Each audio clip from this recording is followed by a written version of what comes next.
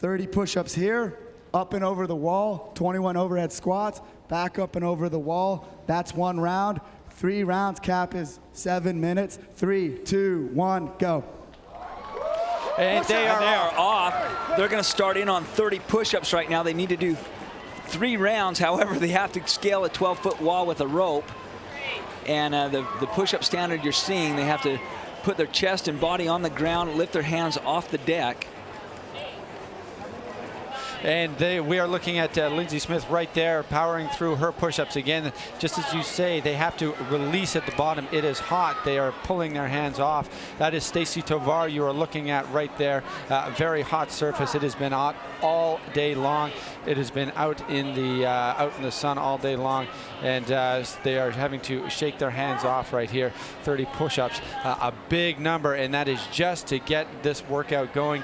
Then they hit the wall. They have to go over that wall on the other side. There's a bar waiting for them, and we already have at least let's see who that is. Cheryl Brost is making her way up the wall first. So we have Carrie Kepler. Cheryl Brost first to the wall, getting up and over. Cheryl Brost, Lindsey Smith, and Stacy Tovar. Stacy Tovar second to the wall. She's making her way up the wall, and on the other side, that is the bar. With 65 pounds. 65 pounds is the weight that they are going to have to lift over their heads. This is a 4-person heat. There will be obviously 4 heats here, and we are looking at Stacy Tovar making her way over. Lindsey Smith both up and over the wall. Stacy and Lindsey want to be careful as they descend that wall. You don't want to sprain an ankle or have any kind of an injury coming down. Stacy Tovar is second to the bar right there, and Lindsey Smith is third on the bar. And of course, we already have our first competitor, Cheryl Brost, already well into the overhead squats. We have Carrie Kepler there just about to pick up the bar. Squats. And Cheryl Brost is going to drop it, take a quick breath. Going for it, 1 set. She's going to grab it again. 2 minutes into it, 5 minutes remaining. Lindsey Smith's going to try to knock out all 21, Dave said. And there's a good shot of Carrie Kepler doing her overhead squats with pretty much impeccable form. All of these athletes, impeccable form. This is going to feel like a lot of weight. Their shoulders are going to be under a lot of stress after those push-ups. And again, the release at the bottom. They're having to climb over the wall. And remember, this is there are 3 workouts that they are in fact going to have to do. This first component is 7 minutes long. They will then have a 30-second break, if you can call it a break, and they will hear the details of their next workout. Then it will be 3, 2, 1, go again. So there's no opportunity for any of these athletes to potentially game this workout. This might be the easiest component of the workout. This might be where they set themselves apart from the rest of the competitors. That's Stacy Tovar right there. And Stacy Tovar getting over the top of the wall. There's a 7-minute cap, but that's just on this component of the workout. But even if they don't complete all 3 rounds, Marty, they will still get credit for everything that they do accomplish. All of the work that they do will help establish how they are ranked. All rounds, all reps will be counted. Again, that 7-minute time limit is just so they can continue to move.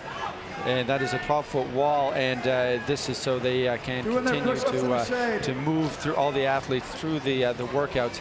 And the athletes now working out in the shade. Obviously, far too much heat on the tarmac out there. It's been absorbing heat all day long, so coming up with solutions on the fly here. Carrie Kepler making her way up and over that 12-foot wall. Again, she has just done several overhead squats, and already the fatigue setting in this afternoon. Lindsey Smith, 6 reps in. And it sounds like Lindsey Smith is 6 reps in. Get a good shot of that rogue sign. Carrie Kepler is down. She's going to start on her push-ups in the shade. Cheryl Brost working on her push-ups in the shade. They do have to take their hands off of the ground. We are 4 minutes in. Somebody got a no rep there. It looked like Carrie Kepler got a no rep. So we are looking at Carrie Kepler, Cheryl Brost, Lindsey Smith, and Stacy Tovar, the first foursome to come out here in the first of the final events of the day. There are 3 final events here, all of them trying to stick very close to that shade and keep their hands cool, because it is a very hot surface out there, and taking just a couple moments to catch a breath. We are 4.5 minutes, just past 4.5 minutes into this workout, and again, they have all completed 1 round. And one full round consists of 30 push-ups with a full release at the bottom, 20, and then a scale over that wall on the other side, 21 overhead squats at 65 pounds. Any way to get it up and over your head, and you are good to go. Then you get back over. That is one round. You're looking at Stacy Smith right there, trying to get a couple more reps out there. And we're looking at Cheryl Brost making her way back up and over. And of course, exhaustion clearly setting in. This is the end of 3 very difficult days of competition, but this is where they wanted to be. Each and every one of them wanted to be here. This is what they asked for. This is what they're getting. And the crowd going crazy here, applauding, pushing the athletes on as Cheryl Brost jumps over to the other side and is about to address the bar and start getting under it for some more overhead squats at 65 pounds. Looks like Cheryl Brost does have more work done so far, and we're 5 minutes and 40 seconds into this workout. You see Cheryl Brost address the bar. She does need to complete 21 reps of an overhead squat. The judges are right there. There's Lindsay Smith, I think. Yep, Lindsay Smith is the first one to the top of the wall behind Cheryl Brost. 5:56. 5:56, and Stacy Tovar making short work of that 12-foot climb. On the other side. Lindsay Smith now down on the ground. Walking over to the bar, and just saw Cheryl Brost bail out of one overhead squat. Stacy, or rather Lindsay, is overhead with that weight and making short work of it as well. But again, getting a little wobbly down in the hips. It's been a long 3 days, and there's still a lot more to come. Remember, this is really 3 different workouts pulled together. This is only the first component. It will be treated as 3 separate events. So there could be some very big swings in terms of the overall ranking. All of these women have everything to win here, and no sure things as we come into the final events of the day. And all 3 women are working there, and Carrie Kepler still. And Stacy Tovar is just pumping out those reps in the final seconds of this part of the workout. They'll take 30 seconds where the next step of the workout will be described to them. So Carrie Kepler's going to come around that wall. There's Cheryl Brost right there on your screen. 30 toes to bar from this side. You have to jump up, and you have to be from a full hang from any of these bars. Go to the other side, 21 ground to overhead. It's 3 rounds. It also has a 7-minute cap. 3, 2, 1, go. And they are off on the second part of the heat. In fact, it's second heat altogether. It is toes to bar, 30 reps, and as well as that, we have a 15 overhead squats, or 15 grounds overhead, pardon me, at 65. 21 ground to overhead, and there you see Carrie Kepler. She knows she needs to make up some ground. She's at the bottom part of your screen. She has to complete those toes to bar, and then she wants to jump on that same 65 pounds that she used for the overhead squat, and she's got to get it overhead any way she wants. She can clean and jerk it, she can squat snatch it, she can power snatch it. She just has to get it to the overhead locked out position. There's Lindsay Smith. She trains at the same location that Carrie Kepler does. That's CrossFit Central in Austin, Texas. There's Carrie Kepler, no stranger to toe to bar movement. And this is one of the very interesting movement, because you can get in a rhythm and really bang out several in a row, almost as if you're doing a kip, and you use a little bit of your shoulder as something of a hinge, and you hinge the lower body up. And we have a Carrie Kepler at 26 reps already. There is Lindsay Smith there. And it's important to note, too, because every one of these workouts are scored separately, and they will get credit for the amount of work or the amount of reps that they do. So Carrie Kepler is going to the overhead rep, the overhead position, trying to take that bar from ground to overhead. She's going to clean it up, and you're seeing her clean it. And a little push press. We're talking about 90 toes to bar overall. That is, it's going to be so hard on their core, the midline stabilization, that how we'd like to refer to it here at CrossFit. Carrie Kepler doing a fantastic job with that bar, but again, the heat, the sun is almost directly overhead.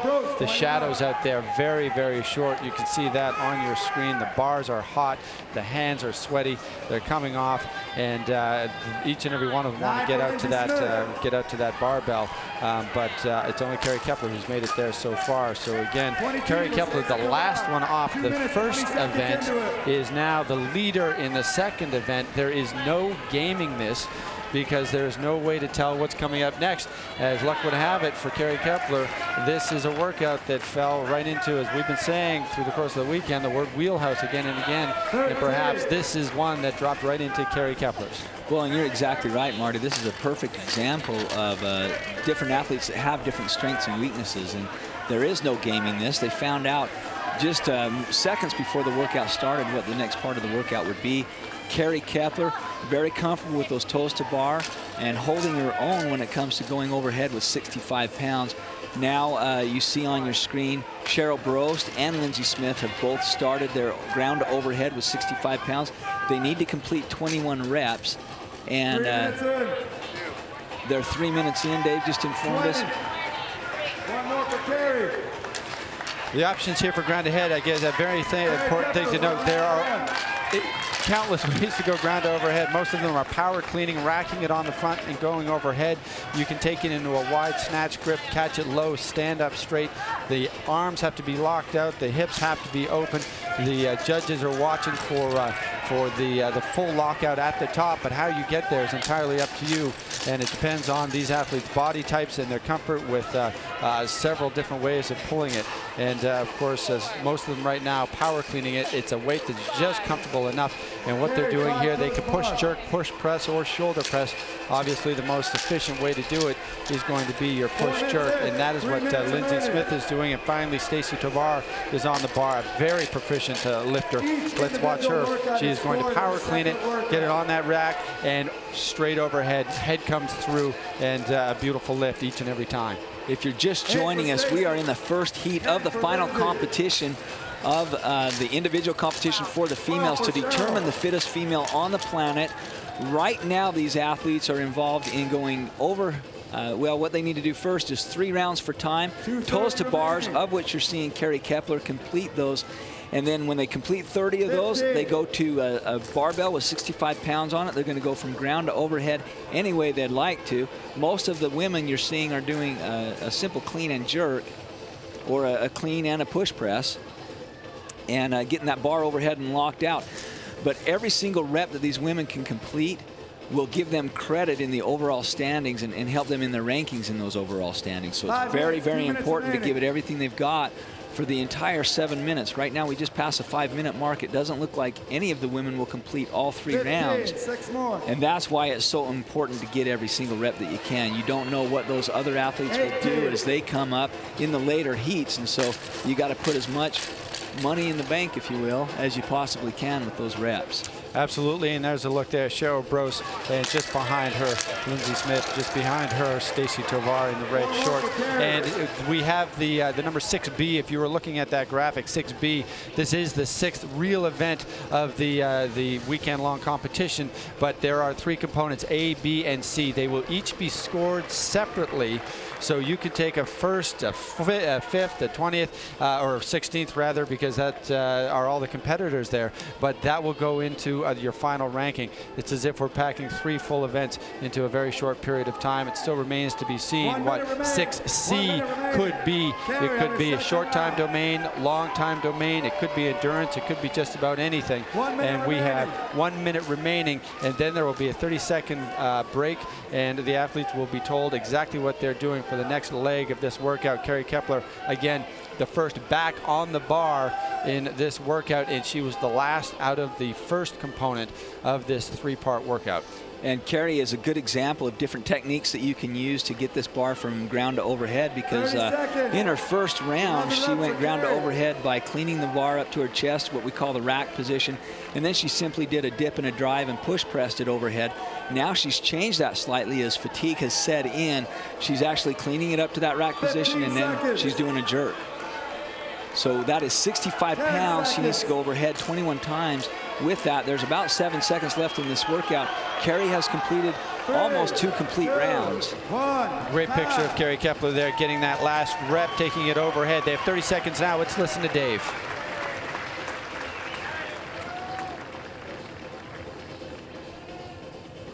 5 burpee wall jumps. Looks like this. Down, chest touches the ground on one side, up and over the wall. That's 1. Down on the other side, up and over the wall. That's 2. Down on this side. 5 of those. 2 rope climbs. That's 1 round. 3 rounds, 12-minute cap. 3, 2, 1, go. Okay, 5 burpee wall jumps. And when they complete the 5 burpee wall jumps, then they will do 2 rope climbs on a 20-foot rope. So no easy task. Okay, they're going to spread out, and some of the athletes are going to go to the other wall. So we have Stacy at the bottom of your screen, and Stacy right there. She's going to do a burpee, jump over a 6-foot wall, do a burpee, jump over the 6-foot wall. And once they've done that 5 times, they will go on to the last section of this workout, and that is going up a 20-foot rope. Lindsay's twice. on 3. Carrie. Carrie's on 3. She's at the top of your screen. And Lindsay Smith is now back down on this side, towards the side. Oh, Cheryl Brose is first one over to the first to the rope. First to the rope. She will come into your screen in just a second as we watch Lindsay Smith get back over top 20 of that feet 6-foot high. wall. And you just heard Dave say you do have to touch the metal at the top, and that's 20 feet. So we're getting a good look at Lindsay Smith doing a burpee. Yay, burpees. You got to love that. You complete 5 of those burpees and then hit the rope climb. Cheryl Brose taking a second. Carrie Kepler, it looks like she's done with her burpee wall jumps. And now that's Lindsay Smith is too. And Stacy Tovar and Lindsay Smith finish those together. And they're walking up to the ropes. And let's see, it is Carrie Kepler who is first to the rope and starts to do a couple pulls, and hands obviously very slippery. They're going to have to go up this rope marine style. They are going to have to use a lot of leg power. Carrie Kepler there just gathering her thoughts, perhaps thinking of the best way to approach that bar. And there we have just jumping onto the rope. That's Cheryl Brose as well. Lindsay Smith now on the rope. And 20 feet is a long way to go. Cheryl Brose and Lindsay Smith right now climbing that 20-foot rope. They have to do this twice. And I'm assuming then that the clock will stop. Dave gave a little bit of instruction to Carrie Kepler on how to wrap that around. Okay, then it is actually going to be 3 rounds within a 12-minute time cap. So they're not done at the end of their two rope climbs. They're going to go back to that wall and hit 5 more burpee wall jumps. And they're going to try to do this all in 12 minutes. There's Stacy Tovar. They need a very, very tight and a very, very tight grip that they have on that rope with their feet. And again, just a reminder, we are in the first heat of the final event of the 2010 CrossFit Games. We've set out to find the fittest men and women on the planet, and this is where we're going to see that the fittest person on the planet shine the most.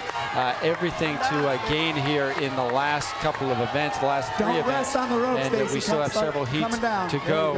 And of course, we can see the entire leadership completely change in these events because of the way they are going to be scored. It is one single lengthy event.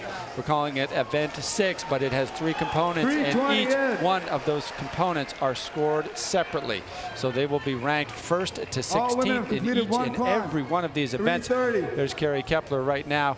Every one of these athletes right now catching their breath, trying to think about the best way to get to the top of the rope, thinking strategy.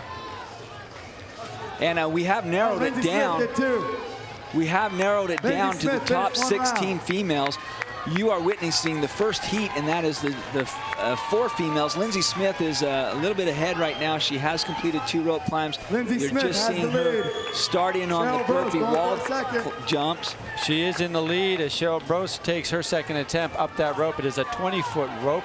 CrossFit, typically we adjust a 15-foot rope, throw another 5 feet on the top. They are way up in the sky. That is a great view of the climb. That's an even better look at the climb and the fans behind there. Some of them trying to stay a little bit out of the sun, but the sun is directly overhead, and that's where these athletes are going. She needs a good grip. She needs to feel confident because she needs to touch that metal. She knows she is not going to get another attempt. She is within 2 feet. She just wants to get a good grip. and try and she's make close. her way. And her hands are slipping. Her feet feel strong, but her hands are slipping. She's trying to get that grip. She's up there. She's 19 feet in the air. She has to make a decision here. She's trying to clamp her feet on, and the crowd exhorting her on. Stacy Tovar, you see her. Looks like Stacy just touched. Touched the medal. She's on her way down. That's going to help her out in the overall rankings. And Dave earlier instructed Stacy not to rest on the rope. He might give the same instructions to Cheryl Gross, who we see hanging there. And down she comes, and looks like she burned her hands. She does have quite a bit of tape on her hands.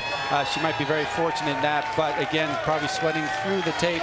That prevented her from going up the rope. And it looks like Cheryl Gross is shaking her head. Don't know whether that means that and there's Carrie and burning her hands there, coming down that rope. Again, the hands getting very sweaty. Lindsey Smith going to her second round of rope climb. Lindsey Smith just completed her burpee wall climbs, and now she's on the portion where she has to climb that 20-foot rope twice. And as the camera pounds out, you can see Stacy Tovar climbing over that wall. Started in on her second round of burpee wall jumps. So definitely saving the toughest for last. If you're just tuning in, this is the first heat of the final event of the CrossFit Games to find the fittest men and women on the planet. The women are first out of the gate. And this, obviously, a very, very tough workout. It has to be that way. If you're going to try and establish the fittest person on the planet, you have to come up with a challenge that only the fittest person on the planet can really address and exceed and succeed at. And right now we're looking at Lindsey Smith, and of course very important for them to keep a strong grip on it as they come down, and best way to do that is using a lot of leg to prevent a speedy descent. And Lindsey getting to within Smith, one more rope 5 climb or to 6. finish her second round. Stacy Tovar not giving up. She is in the midst of this incredibly difficult. You think burpees are tough? Well, try making your jump over a 6-foot wall every time you stand up. Yeah, and I'm sure that the fatigue has set in, but I'll tell you what, when Lindsey Smith decides to go, it looks like she's still fresh and strong, and you're getting a good look at her pulling herself up that rope climb. So now she's starting to rest a little bit more than she did on the previous one, but still, and a taller athlete, a Division I college athlete in 2 different sports. However, that probably didn't include rope climbs on a regular basis, but she's still excelling here. And Cheryl Gross was going to give it another shot, but decided to come back down. There's Lindsey Smith. Going for a second rope She's climb. close enough to touch in about one more inch more movement if she gets up there. She just did touch the thing. This is a 12-minute cap on this workout. So they have a little more than 4 minutes left. Lindsey Smith, and 7:47. There's Stacy Tovar as she's going to address the bar one more time. I think she's getting ready to go up the rope. We'll see if she's got one more climb left in her. And we do have Lindsey Smith going back to take in another round of burpees. Remember, it's five burpees here. They have to get up and over that 6-foot wall. And 4 minutes left, and you are seeing the exhaustion played out right there. This is the last event of the weekend for these ladies. It is the last event for these ladies for the 2010 CrossFit Games. This is their opportunity to move ahead or stay exactly where they are. They have one last chance. 3.5 minutes remaining. And after 3 days, Marty, they just have to be exhausted, but that is why they're elite athletes, because I tell you what, they can handle that. They can handle this kind of work capacity and this type of volume. And you can see Stacy Tovar. It looks like she's taking off her. She had some wraps around her calves, and she's taking those off. And put those to the side. And she has put her shoes back on. 3 minutes remaining. She is taking just a few more. She's applauding Lindsey. She, in fact, is not done, or perhaps she is done. she's had enough of this workout. And Lindsay, of course, can continue to move higher and higher in the rankings. There are still 2 more heats from the women to go. Even if she doesn't complete 3 full rounds, every rep counts and every round counts, and she could be setting herself to move up well higher in the rankings. And Cheryl Boast is considering another attempt to get to the top of the rope as we tune in or circle back in to take a look at And Lindsay. the interesting thing about this workout is this is unlike the other workouts where the people coming up in the later heats can actually watch those athletes that are going first, decide how to maybe, for lack of a better word, game the workout or where they need to pace themselves and how they need to handle that. But they cannot do that this time because right now 4 athletes are out on the course of action. All of the rest of the athletes are in a booth, or not a booth, but an isolation room, no television, no access to cell phones or iPhones or anything else. They do not know what's out here. They're going to walk out here just as blind as the other athletes. And we are looking at Cheryl Boast make another, and you've got to call it a heroic attempt. She got to within 2 feet of the very top and completely ran out of energy. She rested on the rope, and she is now about 8 feet from the top and probably pausing a little bit too long, and might be the best idea to perhaps back it up and decide whether to make another attempt at a climb. And Lindsay Smith actually chalking up again to attempt another rope climb. 2 more rope climbs. 2 more rope climbs, and she'll be right where she wants to be. She's going to take a breather. She's got 1 minute left. What an athlete.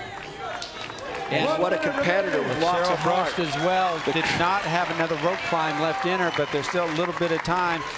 But Lindsay Smith is not giving up. She wants to get to the top, and the crowd is on its feet, cheering her on as she makes her way up 20 feet. This amazing shot that we have of this athlete making her way up. And she is doing this smoothly and efficiently. Getting there, she touched it, and now she's going to go back down. She has 30 seconds. She wants to come down safely. She's very high. That is going to hurt, but she doesn't want to let go. The grip is starting to go, and she jumps the last 10 feet. 1 more and she finished the workout. 1 more and she finishes the workout.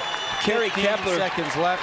And Carrie Kepler, whom we haven't seen for a moment, she's opted out. I don't know if she burned her hands or what, but she is over there cheering on her teammate, fellow affiliate member, and great job on Lindsay's part. We're here with Lindsay Smith. Lindsay, last workout, bit of a doozy. Tell us. It was extremely tiring, just coming one after the other. I felt like I struggled in the middle, but kind of used that to my advantage on the 3rd one, and I wanted rope climbs, so I got what I asked for, I guess. Yeah, and how was that? Could you have asked for anything else to finish out the weekend, or was there anything you missed or would have liked to have seen? No, I thought it was a great selection of events. Obviously, the wall played a little bit in my advantage, just being a taller athlete, but yeah, it was fun. It was good. How was that 30-second moving on and going? It was difficult, but you didn't even really have time to think, oh, this sucks or it's too hard or whatever. It was just, okay, that's what I got to do. Move through. Well, you did an amazing job, and congrats to you. And we're going to go on to the 2nd heat. 3, 2, 1, go. There, and they were just told what they have to do. No forethought, no strategizing. It's just go, go, go. 30 Keep your body straight. push-ups. Like They've got to plank. keep their body planked out and take their hands off the ground when they touch the bottom. That's got to be pretty hot on a bare-chested Mo Kelsey. As soon as he's done there, he's going to scale a 12-foot wall that you see there with a rope hanging down. On the other side, he'll do 21 overhead squats. His elbows are going to be locked out overhead. He's got to get to proper depth. He'll have a judge watching, and then he can repeat that 2 more times and he'll be done. We were just looking briefly at Jason Kalipa there a second ago. He was wearing gloves, lucky enough to wear gloves. The fact of the matter is, when you don't know what's ahead, why not wear the gloves? You could always take them off if that's going to be a problem. But he's going to be at an advantage when it comes to climbing the ropes. Mo Kelsey is moving up and over. Mo Kelsey is the first one over, and these guys are just sliding down that wall. It is hot, it is slick. A lot of athletes have been climbing up and down it, and there is Jason Kalipa. He is first to the overhead squats. Well, Mo Kelsey was, but Jason Kalipa right behind him, and now it's up to the overhead squats where these men can separate one another in terms of their speed, but they've got to go back up and over that wall again and start dropping their chest down to the heat of the tarmac there, or to the surface rather, and start all over again. We'll see which athlete will stop first and which athlete, 16, their goal at this point is to do all 21. 12, and Jason's 16 into it, 12 for Rob Orlando, but they want to do this set unbroken. 21 reps at one time, jump back, and Jason is able to do that. We see Rob Orlando has to set it down and pick it back up again. Jason Kalipa scaling that 12-foot wall. As he kicks his leg over the top, he's going to slide down using the gloves, but you know, that wall is pretty slick, it looks like. You want to have pretty good traction on your feet. He doesn't have to run back to the blue line. He could have stayed in the shade like our female athletes previously. And there goes Mo Kelsey. Joey Warren, Rob Orlando. And Jason Kalipa, who we're seeing there at the top of your screen, he is in 16th place. Mo Kelsey is in 15th place. They are just about neck and neck in the final event. And again, at the bottom of the standings right now, they obviously have the most to gain. Anything could happen. They still don't know what is next in terms of the challenges. They have to go all out here, leave nothing in the tank, because again, in the same case with the women in the first heat, this might be the easiest component of the entire this might be where they set themselves apart from the rest of the competitors. They have to go at 100%. Everybody else working out in the shade now. And there's Joey Warren there at the bottom of your screen in red. Right next to him was Mo Kelsey. This is Jason Kalipa wearing the gloves. 19, Mo Kelsey. We heard from Dave that Mo Kelsey has 19 push-ups. We're going to get an update on Jason Kalipa's push-ups. 23, he has 7 more. He'll scale that wall a second time, actually a third time, and jump onto a second round of 21 overhead squats. The workload involved here is you're looking at these guys who could easily rep out 30 pull-ups, or 30 push-ups rather, any time of the day or night, but they have been dragging themselves up and over that wall already twice, plus the overhead squats, and all of it is going to take a toll, every bit of it. And there's Jason Kalipa. He's at the top. He's going to get his weight over and down the other side. That wall is slick. It needs to be pointed out again. And he's over to his bar. We are 3 minutes and 40 seconds in. Jason Kalipa gets a hold of that bar, 95 pounds, not a whole lot of weight for him. But again, it comes down to your shoulder stability and the overall exhaustion that your body might be feeling at this point. And we have Jason Kalipa leading the way, and Mo Kelsey just stepping up and trying to catch up to Jason there at the top of your screen. Now that first round, Jason was able to complete all 21 without taking a break. He went unbroken on that set. We'll see if he can do the same thing now, and it doesn't look like it. He's going to set the bar down, but he does not take very long of a break. He picks it right back up again, and off he goes. In the background, you can see Mo Kelsey there, and he has not set the bar down on the second round.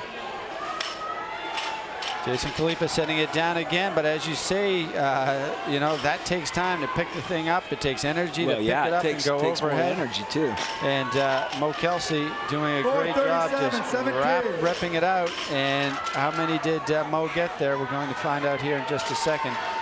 Dave is looks like he's heading towards him. We might get an update. 21 for Jason Kalipa, and he is back at the wall. Mo Kelsey there, Joey Warren at the top of your screen wearing the red shirt. So Jason Kalipa is winning this workout so far. He is ahead as we see him come back over the top of that for he's saying, man, this is if I have to do this much more times, I'm not going to be too happy. But we're 5 minutes into a 7-minute cap. These athletes, if they don't complete the workout, will get credit for every rep that they do. Mo Kelsey is going to try to catch the leader, Jason Kalipa. Mo, 2 rounds in when he hits the other side. Okay, two of our 4 athletes are 2 rounds, and they have those completed. Rob Orlando, Joey Warren looking to catch the leaders. 1:30 remaining. 1 minute and 30 seconds remaining, 14 and for we Rob. still have enough time to get some serious reps in here. Mo Kelsey and Jason Khalipa not giving up for a moment. And remember, this is phase 1 of what is a 3-phase event. This is the 6th event of the weekend, but there will be 3 full components. Each of the components will be scored separately, so you can consider them 3 brand new events. And 1 they will minute have a remaining. 30-second rest, if you can call it that, and they Jason, will hear their 19. next assignment, and they have less than a minute. And again, taking a moment to get as much air back into the lungs as possible. But again, the heat coming up from that surface is you can feel it from here. The heat shimmer. Our camera's not picking up, but it's definitely out there right now this afternoon.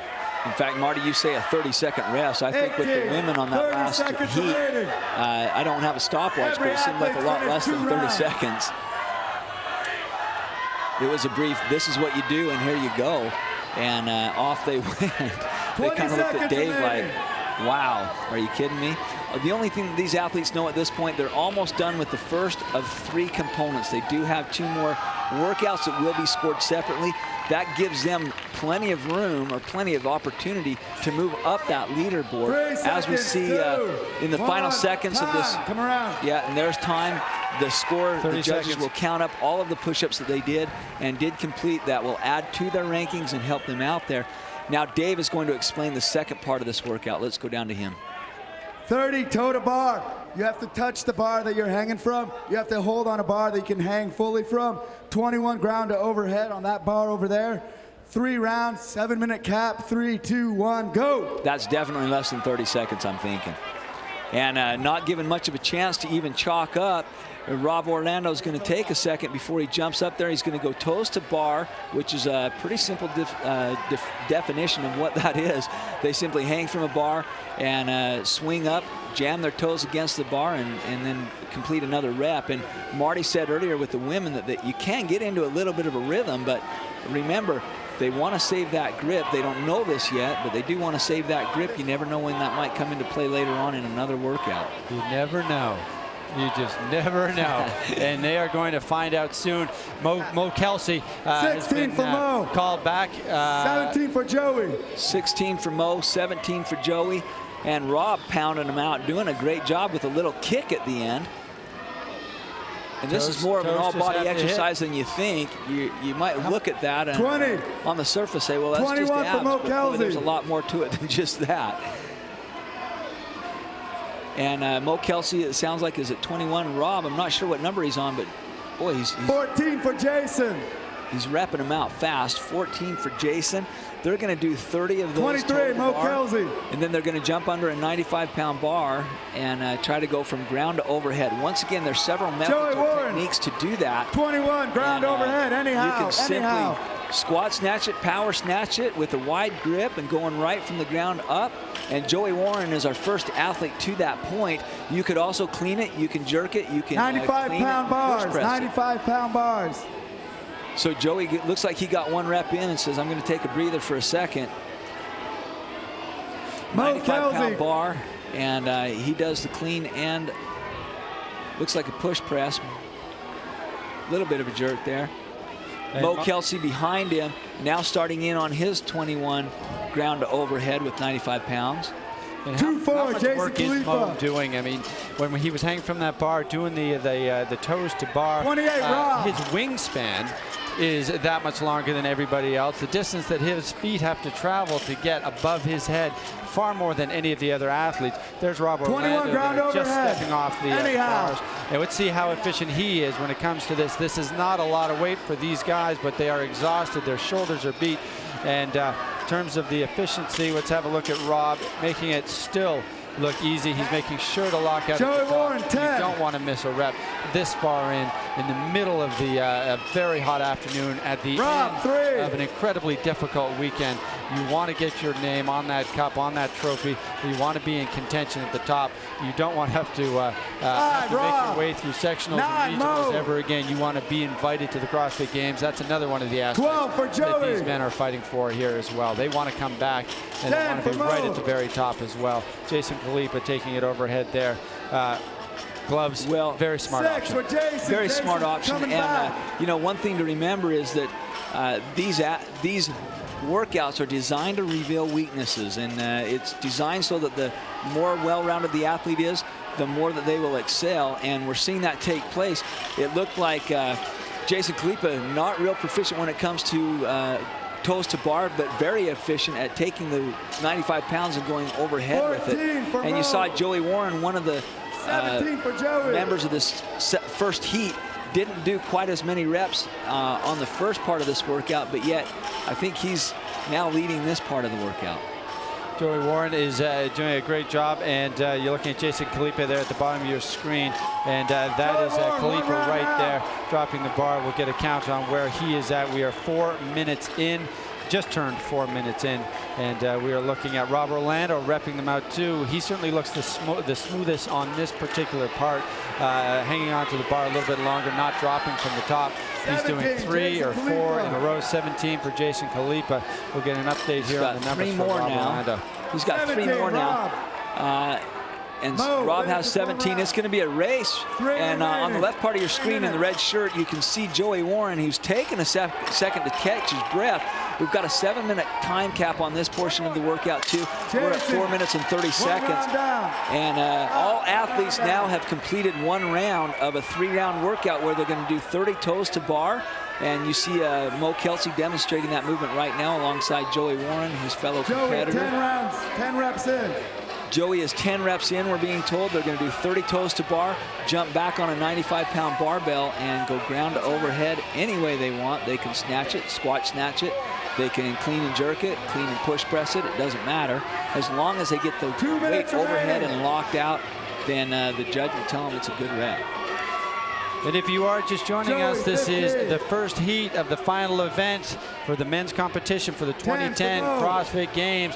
We are looking at athletes Mo Kelsey, Joey Warren right there on your screen, and what they are trying to accomplish here. 30 toes to bar. Anyway, they have to hang from the bar. Toes have to come up and touch it. They can kip it, they can swing, but they have to get the toes up to the bar. 30 of those, and then 21 overhead or ground to overhead, 95 pounds, as you were just saying. And this is again needs to be repeated. Any one of these guys could move up as many as 10 places potentially in the course of the next couple events, because these 3 events are in fact all scored separately. Right, and this is more of a gymnastic movement. It's a couplet, a gymnastics movement coupled with an Olympic movement. And 1 minute remaining in the 7-minute time period. These athletes, the fatigue is starting to set in, and it's quite evident, I would assume, even from the screen that you're looking at. But Joey Warren really trying, he wants to get to through that second round, and he does. So he's completed his second round of 30 toes to bar. He's going to try to get as many ground to overhead reps as he can, because he gets credit for every single one. And that's going to help him in the overall standings. If he wants to move up, which I'm sure he desperately does, he needs to go hard for 30 more seconds. And you talk about Mo Kelsey doing toes to bar. He is a larger athlete.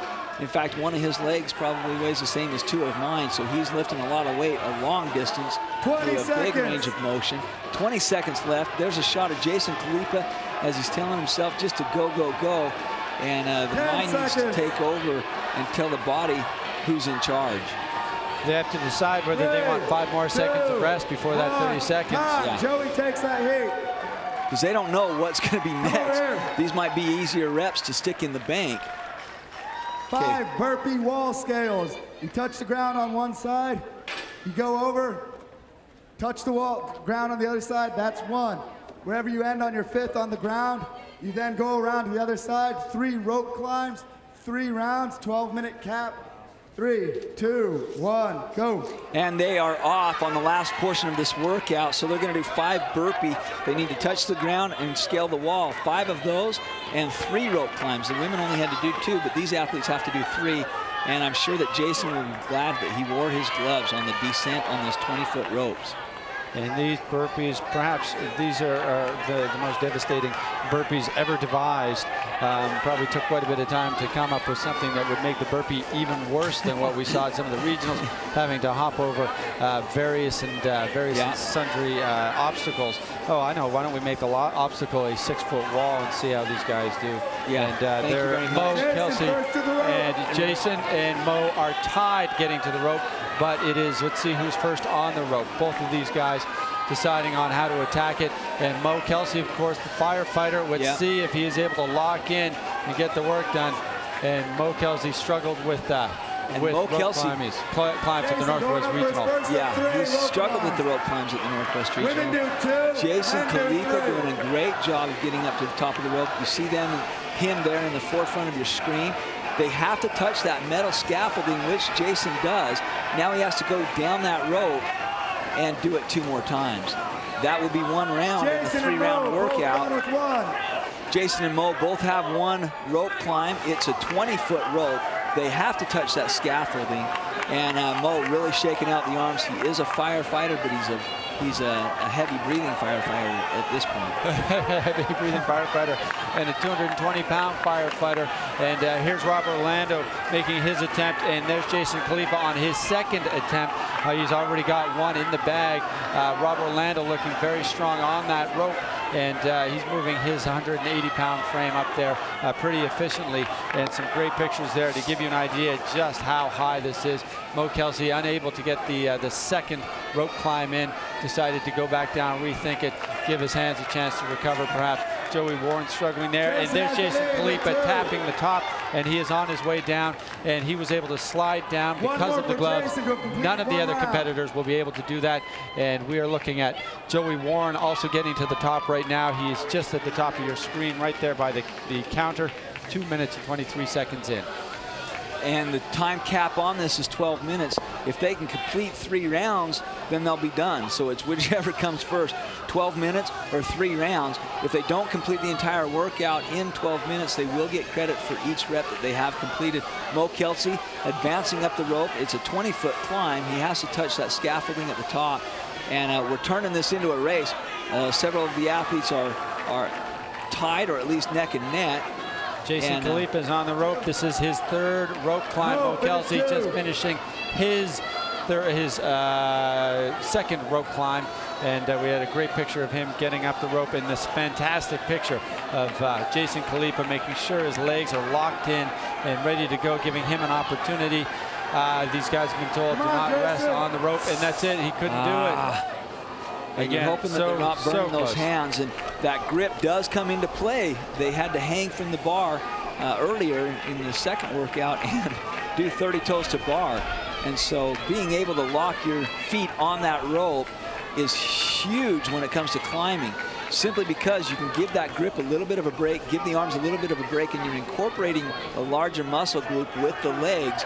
If you can scrunch your legs up, lock the rope in the appropriate fashion, and then use your legs to inchworm up that rope, it definitely helps. So it's a huge technique. Hopefully these athletes have a lot of exposure to climbing a rope, because you got to play with that a little bit, Marty. And Josh Everett was absolutely. And Josh Everett made some very good points. Mo Kelsey taking a very aggressive run at the rope. He's right next to Joey Warren. He's passing him. You're just seeing his head. He's decided he wanted to get the top. He's struggling with the feet, but he's got them locked in. He's taking a rest at the top, grabbing onto it, and that is going to be hard on the hands. I hate to see him slide down too much there. Josh Everett pointing out that once you learn how to lock your feet in, he said you can almost squat your way up a rope, giving your hands the opportunity. And look at how Rob Orlando is locking his feet in. We're looking at Jason Khalipa there. Mo Kelsey over the top, and he has already begun his 2nd round of the wall burpees, and making his way back over. And we're looking at a couple of athletes on the top of their ropes, very close. Rob Orlando near the very top, and Jason Khalipa near the very top. 2 climbs. Rob Orlando, 2 climbs in the books right now. Jason Khalipa has locked his legs in. He's giving his grip a bit of a break. He had the rope clamped in the crook of his elbow. All he really wants to do is have enough grip, and he's lost it again. Doesn't think he could do it. He has come up that rope a couple times, but just did not get to the top. Now, these athletes are used to climbing a 15-foot rope. Typically, when a workout comes up on the main site, it's a 15-foot rope climb. This is 20, so that's an extra 5 feet that you got to take into account. Now, these athletes, the first 2 portions of this final event were 7 minutes each, so that was 14 minutes of working out very tough. And now add on another 5 minutes and 44 seconds. Mo Kelsey on the rope climbs of his second round. Mo Kelsey on the second round of rope climbs. So these athletes now have been working out for about 20 minutes hard, non-stop. And they're trying to find a little bit of shade. You're looking at Joey Warren, Rob Orlando, just trying to find a moment of shade to get out of the sun, to let their bodies cool down just a fraction. Mo doesn't seem to care. He's used to the heat. He's decided he's going to attack that rope again, as he did the last one, to get up as fast as he possibly can, get there, get down, and get that in the record books. He's got his hands on the rope. Let's see how aggressive he is here. He was aggressive on the last one. He attacked the rope, and he's pulling. He's got his feet locked. He's definitely figuring out. Wow, he actually looks like he's climbing this one faster than he climbed it the first time, simply because it looks like he figured out that foot technique. As long as he can go down that rope in a safe fashion and not burn his hands, he has 2 more, and he'll complete his second round of this workout. Jason on his third. He knows that he's at 6 minutes and 44 seconds of a 12-minute workout. We can see now in the top of your screen, and right there is a good look at Jason Kulipa, who has actually taken off the gloves. And might not have been the right idea here. He is halfway up. He's got to rely on his hands because his grip is all but gone. Again, he's made a gesture down to someone on the ground, and I think it is merely a question of his grip. Rob Orlando is now on the rope. He has his shirt off, and you can see the amount of strain across the back of his shoulders and how high up he is. He's passing people in the stands, and he is only 4 feet away from the top of the rope. He needs to lock his feet in one more time. And he gets it. He does touch it there. And he's going to try to come back down and save his hands and his grip at the same time. So Rob has 1 round completed. You get a good shot at Jason. He's sitting in the shade. All these guys in the shade trying to find just a moment out of the sun to cool their bodies off, cool their heads off. Joey Warren is trying to get back up there. Again, he's trying to figure out that lock. He wants to get 1 rope climb completed and wants to get up there. And 4 minutes. He took a long rest and looks very fresh here. Mo Kelsey taking a short rest and again attacking the rope with a lot of aggression. You're almost there, Joe. He's got it. Now he's got to lower himself down without tearing all the skin off of his hands. And there's Rob Orlando. He's not done by any means. He is getting back into the burpees and wall scales. He's up and he's over, and he's continuing to add to his score. He wants to move higher up in the rankings, and he is doing that right now. And it really looks like this rope climb will be a sticking point for a lot of athletes, simply because I'm sure that because of the caliber of athletes that we're looking at here, a normal day, a rope climb, not a big deal, but you put it at the end of 3 couplets and it turns into a different devil, right? Mo Kelsey excelling on this rope climb, though. He's on his 3rd rope climb. This is 20 feet that he's got to climb up. And a 3rd rope climb on his round. 3 minutes remaining. On his 2nd round. So the more that these athletes can do, and this is what I was going to say, this looks like this is going to separate the men from the boys when it comes to this final event here. If you can get more rope climbs in the bank, whether you've completed the entire workout or not, you don't know what the other athletes are going to do, but it's a safe bet that they're not going to have an easy time with the rope climb. Rob Orlando getting over that fence the last time, and he can get 1 more rope climb in. Mo Kelsey trying to get up there. His legs are locked on it as Rob Orlando walks up to the rope. Rob Orlando could cast his eyes up and to his right. He will see Mo 10 feet away from the top. Not quite there. But look at Jason Kulipa. He's decided 1 more attack. If a couple more pulls and he is there, he's got to just reach up, and there he does touch it. Now he has to hang on and be careful on the way down. And now that is it. 3. He can get back to the Metcon component of this particular workout, which is good old burpees. We're just going to throw a 6-foot wall in the way. And if you think that 20-foot rope climb is not a big deal, 2 minutes remaining. You're sorely mistaken. There is 2 minutes remaining, but Marty, we're up here in a press box, and that thing is almost eye level with us. We can see exactly when they touch their hand on the scaffolding because it's pretty much eye level, it seems like. Joey Warren making 1 last push here in the last minute and 30 seconds. He can do it. If he's got anything left for 1 last pull, he's right there. But again, we saw Jason Kulipa in this position twice. Jason Kulipa In fact, to get 3 20-foot rope climbs done, he had to also throw in 2 other 15-foot rope climbs and had to start all over again. Look at this. Mo Kelsey is on his 3rd round of this workout. If there's anybody that can complete this workout in the under the 12-minute time cap, it looks like it's going to be Mo. He knows he's got to make up some ground to get his way up the leaderboard, and he's giving it everything he's got. And I hope that with 1 minute left, these CrossFitters in the crowd really can appreciate what he's doing. We have people on their feet right now in the crowd cheering the competitors on.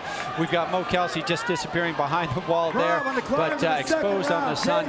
And still looking at Mo there trying to get it done. We're looking at Jason Khalipa there. We have 40 seconds left.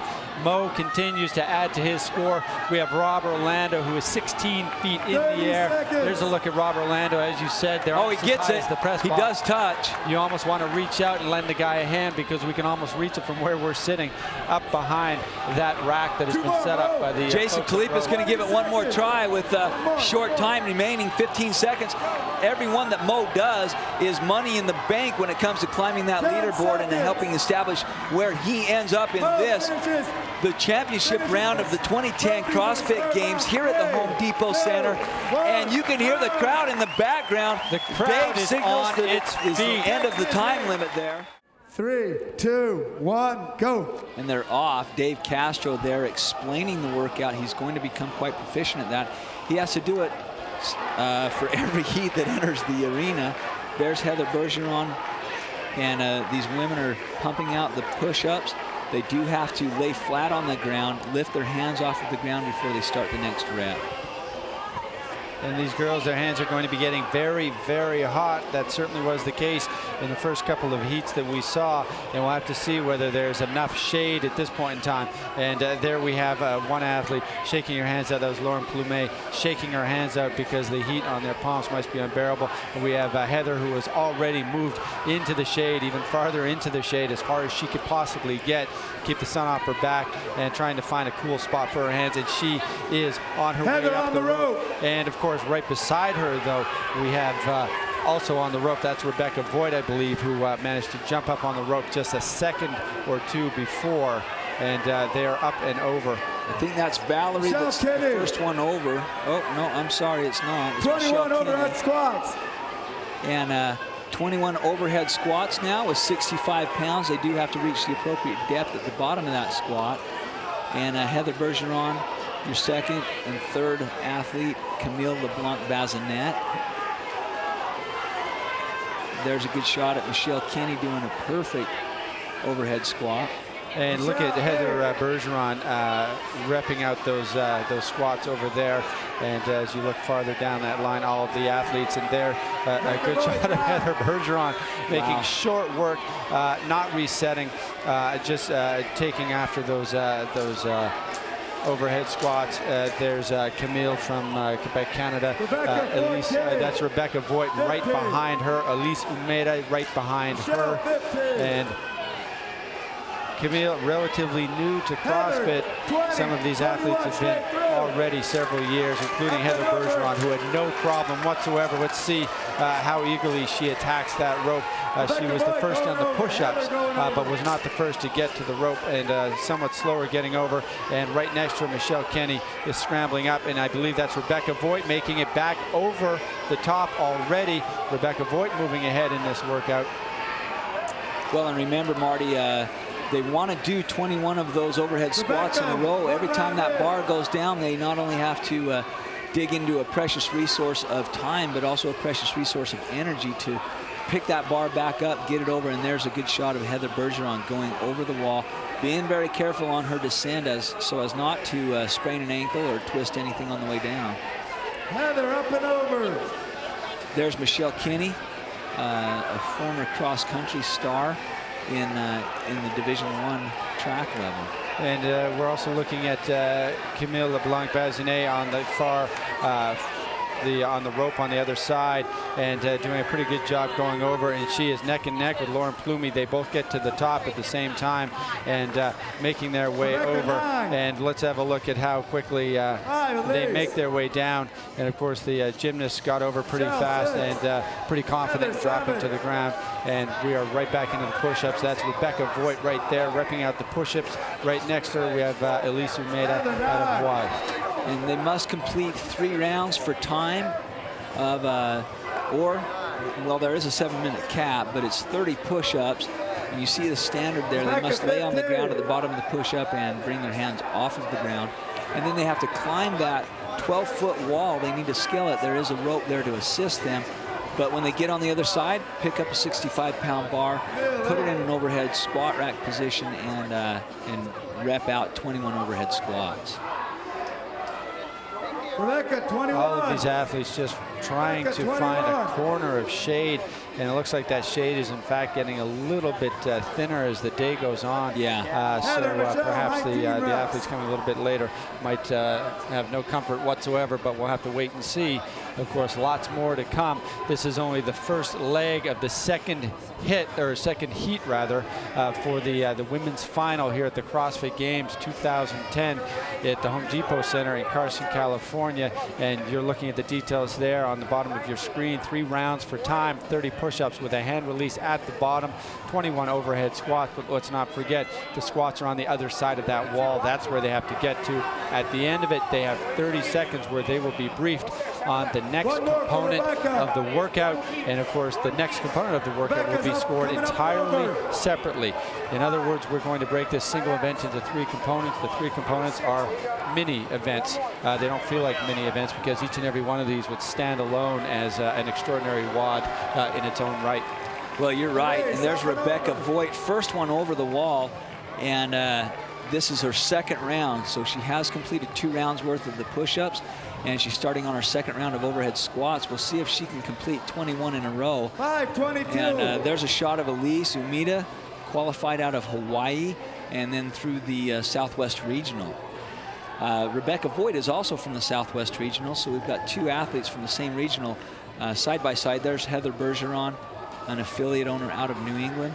Right next to her is Michelle Kinney in the black tank top and I guess those are turquoise shorts.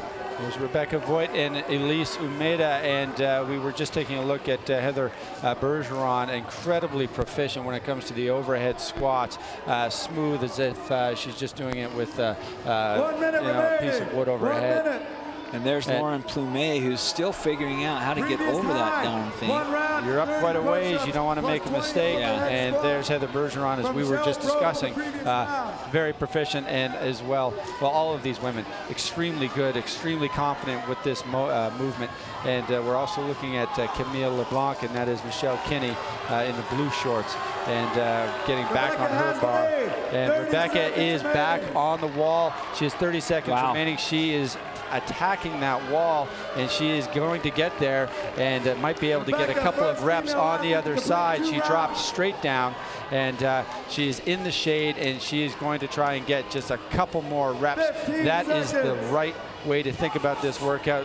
Leave nothing out there, and get ready for the next one, whatever it might be, because you have no idea. None of these athletes do what lies ahead.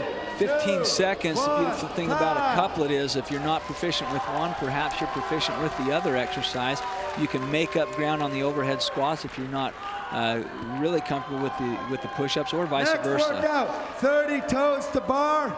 Go over there. 21 ground to overhead anyhow. 30 toes to bar. Jump up, grab the bar. Feet can't touch the ground. Touch the bar, you grab. 30, 21, 3 rounds, 7-minute cap. 21 ground to overhead, 3 rounds, 7-minute cap. 3, 2, 1, go. Same basic format as the one that they just completed. It's a 7-minute time cap of a couplet. There is an overhead movement where they can take it overhead any way they want. The crowd is cheering, and I think they're cheering because of Camille LeBlanc-Bazinet is swinging them up. This is something that the gymnasts are going to like Camille, to do. 15. Wow, 15, she is just pounding those out, Marty. but we'll see how her hands are doing. It is a hot, hot day, and this might be Lauren, 10. just barely in her comfort zone. There is no comfort out there on the stadium floor this afternoon.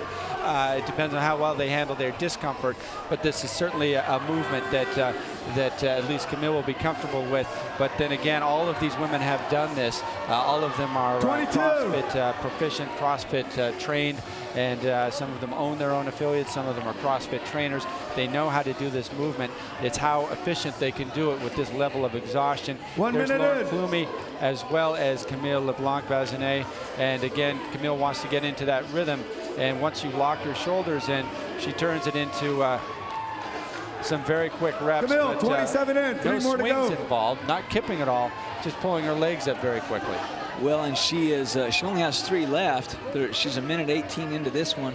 And there's Elise Umeda right there making short work of some toes. Camille first to the ground overhead. Camille is the first one to the ground to overhead. Now she is a smaller athlete. She's the smallest athlete left. And so 65 pounds, my goodness, that's a great big percentage of her entire body weight. But she has to do 21 of those ground to overhead. She can do that. She can use several different techniques to get it overhead. She can clean and jerk it. She can squat it. We haven't seen any athletes do that yet. She is a strong athlete, though. Look at, I don't know what she sort of lifted. She's basically reverse curling it up and over her head. Well, it almost looks like, kind of a snatch action, but 2 minutes in. her hands are not in the traditional wide grip. And she is the only one on that bar right now. Again, one of the smaller athletes. She probably needs that cushion to get those reps out if she wants to take the lead in this particular component and hang on to this component of the three-part wall. But let's take a look at Lauren Plumy and how she addresses the bar here. She's going with a much wider snatch and very efficient, getting ground to overhead and making it work there, and a beautiful job too. She got 3 out of the way in just a couple of seconds, and we've got Camille at 11 reps right now. Okay, and Rebecca Voigt, very well versed in the snatch. You can see her in the middle of your screen and right there, and she's just snatching those up one after another. Some of the first athletes in the first so far to start snatching the weight. And there's Heather Bergeron. She's doing the same thing, snatching that bar up. Lauren Plumet, 7. Lauren Plumet has 7, we're told. Camille is still ahead of her. And now she switches techniques, Heather Bergeron does. She's cleaning and jerking. 3 minutes in. 3 minutes into a 7-minute workout on a couplet of 30 toes to bar, which Elise Umeda is trying to finish those up. And then 21 ground to overhead. Any way you'd like to for the women, it's 65 pounds. And Camille just went with a much wider grip this time around. I think she just looked directly in front of her, saw Lauren Plumy managing to get that weight up quickly, a little bit more efficiently, and has decided to go with a slightly wider grip. She is dropping that weight, Marty, each time, and that does take a second or two just to re-grip it. Some Camille, of the other 1 round done. are retaining their grip all the way down as the bar touches the ground. Then they go again. They're maybe saving a little bit of time, and that could pay off later on in the workout. However, we talked about having strengths and weaknesses. 3 minutes remaining. We know that Camille is a former gymnast, and she banged through 30 reps of toes to bar earlier, and it looks like she's doing the exact same thing now. So she'll make up reps in an area where she has more strength. That was 10 in a row. 10 in a row, and it looked like she maybe took 1 breath in that whole time. And again, not kipping them, not doing anything like a swing, just moving her legs up and down and getting them up to that bar, and doing it very efficiently. And these weights dropping all over the stadium floor as these women try to get under that weight. That is 65 pounds that they're pulling overhead. But we also have Rebecca Voigt. She is back on the bar as well, right next to Camille. Camille is now at about 13 or 14 reps. She has to get 30 out to get well into her second round. 16 for Camille. 16, and I can only imagine, Marty, how hot it must be down there. Rebecca, black matting, and the sun beating down. We're here in Southern California at the Home 2 Depot minutes Center. remaining. Just joining us. We are here to determine the fittest female on the planet. We have 6 athletes on the floor competing in a couplet. They're in the middle of a short 3 event. 10 for Rebecca. And Rebecca has 10 toes to bar. They have to do 30 toes to bar. and then go over, grab 65 pounds, take that overhead any way they'd like to for a total of 21 reps. They need to try to do this. It's either 3 rounds for time, or they can count as many reps as they have in a total of 7 minutes. And we are looking at Camille and Lauren Plumet going head-to-head. They are right next to one another and trying to get a little bit, a few more reps knocked out here, and not a whole lot of time remaining. And Camille there is still making a very easy work of these the toes to bar, and she is on her way back to the bar. Second round of the clean and jerk. So she did finish the first portion of the second round, that being the 30 toes to bar. She's much slower on the lift than any of the other competitors, but she is making up that time on the bar, and there's still a lot more to come. She still has a lot of challenges ahead after this workout, but she's focusing on this one right now. The future, she has no idea what that might bring. None of the athletes do. They will be briefed on that once this workout is done. 30 seconds remaining. There's Camille continuing to move a little bit farther into this second round, and taking this second round, taking this particular heat, or component of the heat rather. There are 3 components. This is the middle component, and it looks like she is going to establish the best score for this particular component. Well, you're exactly right there. I think that she is wasting a little bit of time when she drops that bar. She's got to re-grip it, but she's so far ahead because of her proficiency with the toes to bar. She decides to rep it 3 at the end. Wow. And now she has no idea, none of the athletes do, what is next. That ranks as a first place, a full first place event over, up and overs in this heat. Down, up and overs 1, down on the other side, up and overs 2, 5 of those, 2 rope climbs, 3 rounds, 12-minute cap. 3, 2, 1, go. No time to ask questions. It's just go time, as these athletes, once again, they are running out of shade there. So they're going to do a burpee, jump over a 6-foot wall, do a burpee, jump over a 6-foot wall. When they've done that 5 times, they're going to try to climb the rope twice. That will constitute 1 full round. They need to do 3, and they have a 12-minute time limit to do it. Elise Umeda moving very well over the, all these girls landing very hard right now. Their legs are exhausted, not a whole lot of spring left in their legs to absorb the impact of dropping off the wall. But we were looking at Elise Umeda and Rebecca Voigt together, trying to get back and forth over the wall. There's another shot of Camille LeBlanc. Elise, first one to the rope. Last component of this heat, Rebecca going to her rope. Elise is the first one to the rope. She's going to take a second and regroup. Rebecca, the second one to the rope. That is a 20-foot rope. Both the women and the men have to climb the same distance, and it's 20 feet. It's 5 feet further than most people would associate with a rope climb.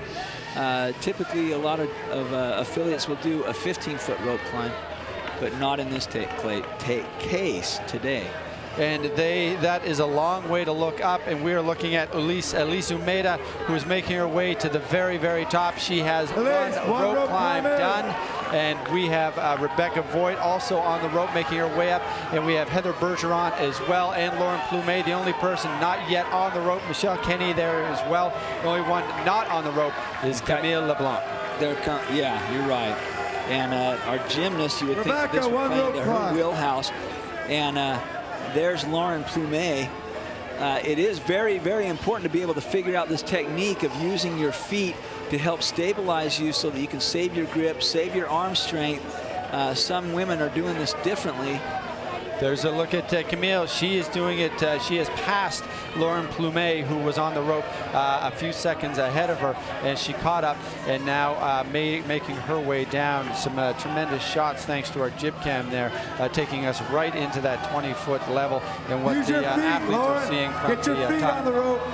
And Dave giving a little bit of instruction, telling Lauren to use her feet. She hasn't yet, and boy, she's close to touching that. Doesn't look like she can quite reach it, but the descent almost, you got to be almost as careful on the descent so you don't burn your hands, and down she comes, and it looks like she's sliding a little bit, and that friction will heat up quick. Darn it, she was so close. Elise done with round 1. 247. 19 feet is just not good enough. clear standard set in every CrossFit workout. You either reach it or you don't. It's pretty black and white, and she was close, but she didn't quite touch that metal scaffolding. And guess what? We have Rebecca Voigt, who's already got 2 rope climbs in the bank, and she is back at the wall, and she is just beginning her second round. And we have Elise Umeda as well doing the same thing, working hard on the wall burpees. We're going to have to come up with a better name for that, descriptive one, but not nearly descriptive enough. I'm sure the ladies out there have a better name for it, and we'll probably get that name a little bit later in the day when they're able to talk, but that'll probably be quite a while. We'll go with what the graphic says. They call it over-the-wall burpees. Over-the-wall burpees, so we'll go with that. Well, for now, we're going to come up with something much more creative. And Camille just finishing her second rope climb, making her way down. I didn't like the burpees much. Again, not the tallest athlete out there. In fact, the smallest athlete. So that wall looks very, very tall from when you're lying face down on the ground in the starting part of your burpee. But she was smiling all the way through.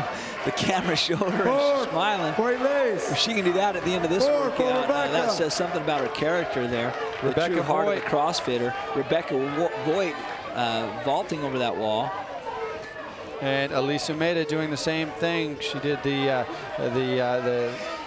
Elise, back to her second round of rope climb. And Heather Bergeron, we're looking at her making her way up the rope. Rebecca. She's got a good lock there. Let's hope she can keep it. And again, as Josh Everett was advising, you want to squat your way up the rope to save your grip. And it is 20 feet high and 15 feet right there. She's done her regular workout, the regular rope climb, but that's not good enough today. You got to add a couple more pulls and try and get up there. And she is there. She taps it. She's on her way down. Now she has to save her hands and try and get down. But of course, going hand over hand is going to take that grip strength, but there's no other option. Well, and it's important to keep in mind that nobody has completed this workout yet.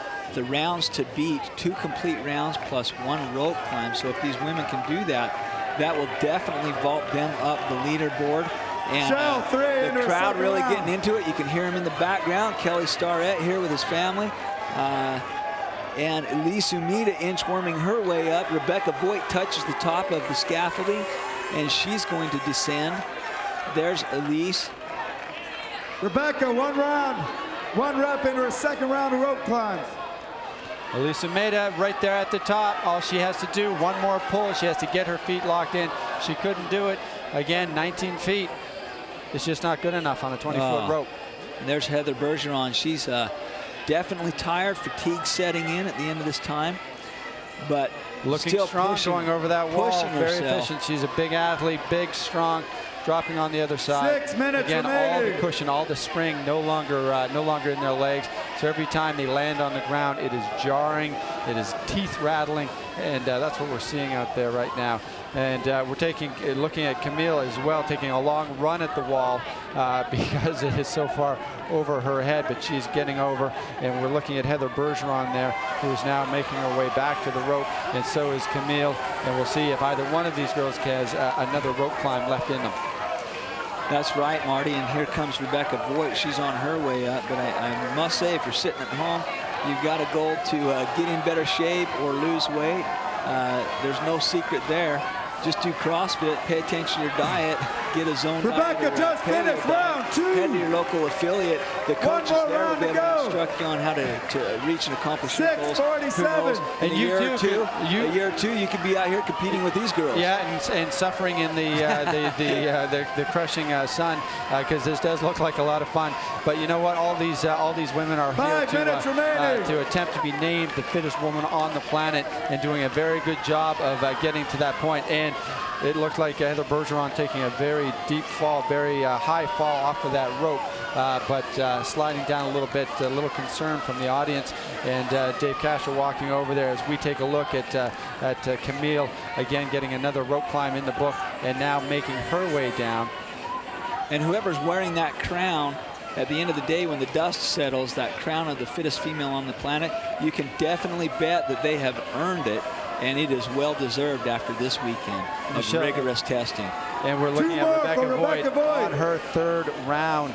Wow. This has been her round, or her leg of the event, to be sure. Making her way up and down the rope confidently. Reserves of power seem to, she's tapped into them.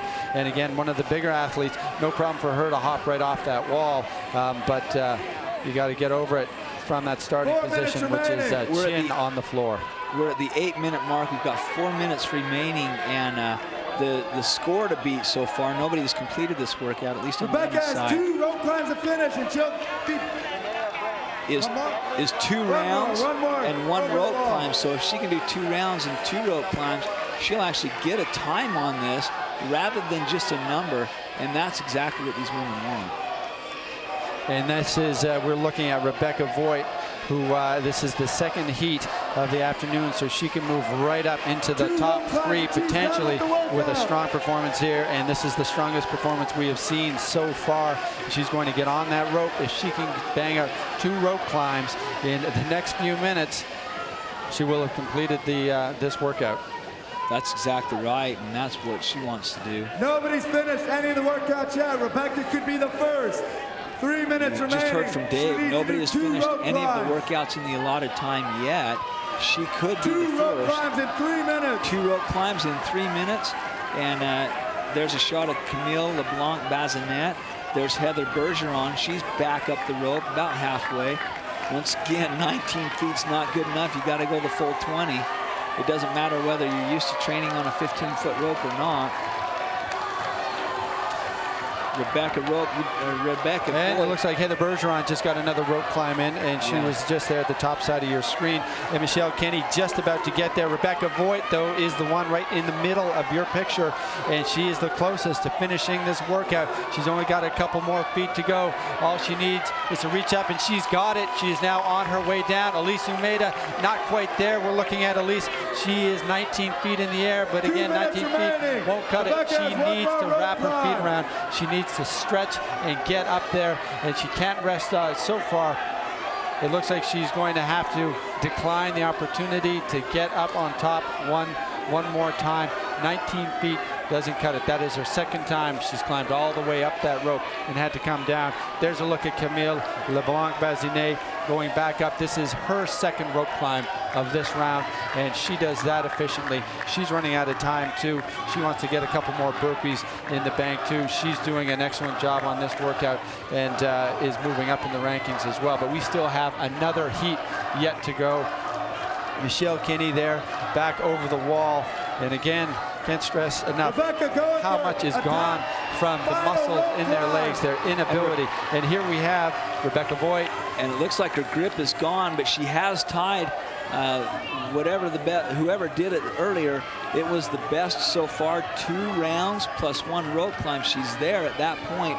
If she can climb it one more time, she'll get a time. And you're seeing she's looking to adjust the straps or the taping, or she's taking her tape off, and she only has a minute left. She has to decide whether she's going to give it one more attempt. She's been making these climbs in under a minute. She can do it. She's that strong. Giving it everything she's got. She's getting real aggressive, just like Mo Kelsey was. Right she might get this. She might get this. She's got the time to do it at the rate she's going. 7 minutes and 29 seconds, or 11 minutes and 29 seconds. She's still going and pulling hard, using the foot clamp technique. Oh, you can't sit there too long. That grip starts to go. And everybody in the crowd trying to help her. Re-grip her feet. If she can re-grip her with her feet, she can reach out and she can take it. She can taste it, but she can't do it. Oh, dang. 10 seconds. That was so close. The crowd on its feet, and we still have Michelle LeBlanc, Camille LeBlanc still working, and there is Rebecca Voigt. An extraordinary effort from this young woman. 3, 2, 1, go. Sticking with our theme of the unknown and the unknowable, these athletes enter this, but also enter this arena without having any clue what it is that they'll be asked to do. But then also an extension on that theme is one step at a time. And they are just going to do one portion of this workout before finding out what the next portion is. And each one of these guys is about to find out that the surface that they're doing push-ups on is awfully damn hot, and they're going to be finding some shade, and they're going to be finding it at the bottom of the wall. We'll have to wait and see how quickly they move over there. It didn't take very long. For some of the athletes in that last heat. Heather Bergeron took 2 push-ups and jumped in. Patrick Burke already first over the wall, and a former Marine taking a look at that probably brings back all sorts of memories, and no problem whatsoever. Launched himself over and is good to go on that front. And we're looking at the other athletes as well, beginning to scramble over. I'm looking at Peter Edgett in the white and black. Peter Edgett, interesting story. We were just talking to him a short time ago. He's got a kind of a history with walls, letting us in on some of his history. You know, he told us he was arrested back in October of 2004. He was caught trying to get over a wall that was exactly the same height as the wall he had to get over last night. And as he ran up and tried to get over that wall last night, he tried to put him back in that position of being chased by the cops. And this time he managed to get away. And of course, he's thanks CrossFit and, you know, gives CrossFit a lot of credit for helping him turn his life around. And of course, he has been a constant companion to the CrossFit Games for these past 4 years. So if you want a little bit of inspiration, certainly you'll find it in Peter Edgett. And Peter Edgett going to find a little inspiration when he looks at that wall and thinks about the sirens that used to chase him, but don't chase him any longer. And he's up and over that wall. He's now working on the squats right now. And we're looking at Pat Burke, who's trying to, again, figure out where the coolest part of that wall is to do some push-ups. And he seems to have found it. But again, those shadows getting shorter and shorter, the shade harder and harder to find. And it's a good thing that Peter Edgett did turn his life around, because I don't think there would be a cop in the county that would catch him now after he's been CrossFitting for this amount of time. But no, that's for sure. It'd be a CrossFit competition. The guys from the LAPD Metro SWAT who use CrossFit as their training program, chasing CrossFitters, CrossFitters chasing CrossFitters all over the LA scenery. It'd be a heck of a race. You'd have to get a couple of helicopters tracing that one. It'd be faster than OJ getting away anyway. A shot of Peter Edgett right there, of whom we were talking about, and doing a good job with those push-ups. And oh, that was Tommy Hackenbrook. Patrick, 21 reps and in. Ben Smith on the left there. Not a whole lot of shade in Peter Edgett. I thought he was getting back up to his rope, but again, he was just looking for that little bit of shade that was left. Almost none there. Of course, they have no room, practically no room to put their heads. They're probably scraping some splinters up with their forehead. They've done a lot of damage to their skulls this weekend thanks to those handstand push-ups with the ring handstand push-ups. So all of these guys getting some pretty tough noggins as they move their way through this, the second heat for the men in the final event for the 2010 CrossFit Okay, there's Games. Patrick Burke using a piece of equipment that he's well versed at, being a former Marine. I'm sure that he's scaled the wall much like that several times in his past. Different circumstances, obviously, than Peter Edgett. But he's going to address this bar in his second round. He wants to do 21 of those overhead squats without trying to take a break. And boy, he's pumping them out right now. There goes Brandon Phillips. Or no, I think that's Chad Mackey. Yep, that is it. He is up and over and moving through this. And again, they now have to get a hold of that bar and get that overhead and start putting out some overhead squats. 21 overhead squats at 95 pounds. And there's a good shot of Peter Edgett as he grabs that bar, snatches it overhead, gets some active shoulders, puts his weight on his heels, and squats down deep. Those judges are there to make sure that they reach the proper depth on those squats and make sure that they stand up straight, opening their hip the entire way, locking out their knees, and keeping their body in one long line. There's Tommy Hackenbrook, placed second at last year's games, and wanting to make a jump in the leaderboard. He'd like to be at least that high this year, if not higher.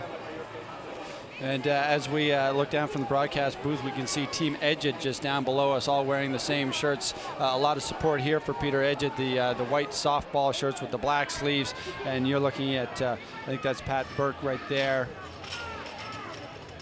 Hard to see in the shade there. Not a good view. Again, these guys still don't know what lies ahead. We are 5 minutes into this workout. There is a 7-minute time cap on it. Is, I guess, the best way to look at it. The rounds to beat. 2 rounds plus 25 push-ups. We'll see if anybody is able to get to that point in this particular workout. There's a good look at Peter Edgett back on the wall, has the rope in hand. He's walking up the wall, gets to the top quickly. It's the transition that has slowed down a lot of the athletes and has been the difference between winning and losing this particular leg of this particular event. So an added element, Marty, to a traditional couplet when CrossFitters think of a couplet, they just think of 2 exercises. However, there's an added element, and that's in the form of a 12-foot wall with a rope over it. And it looks like it's a little slick. 15 for Patrick Burke. Well, this will make me think twice when I'm posting my scores to the board on the main site, where I complain about the rower being 40 feet away from the bench press or something. Come on, guys! I had to get all the way across the gym, and so this we got to put an asterisk next to my terrible time.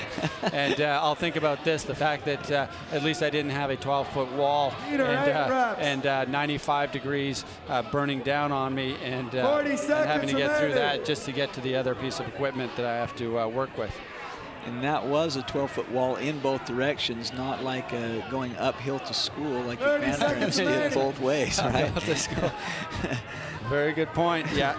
All these guys probably thinking very cold thoughts right now, trying to think very cold 20 thoughts. 20 seconds remaining. 20 seconds left for the 7-minute time period.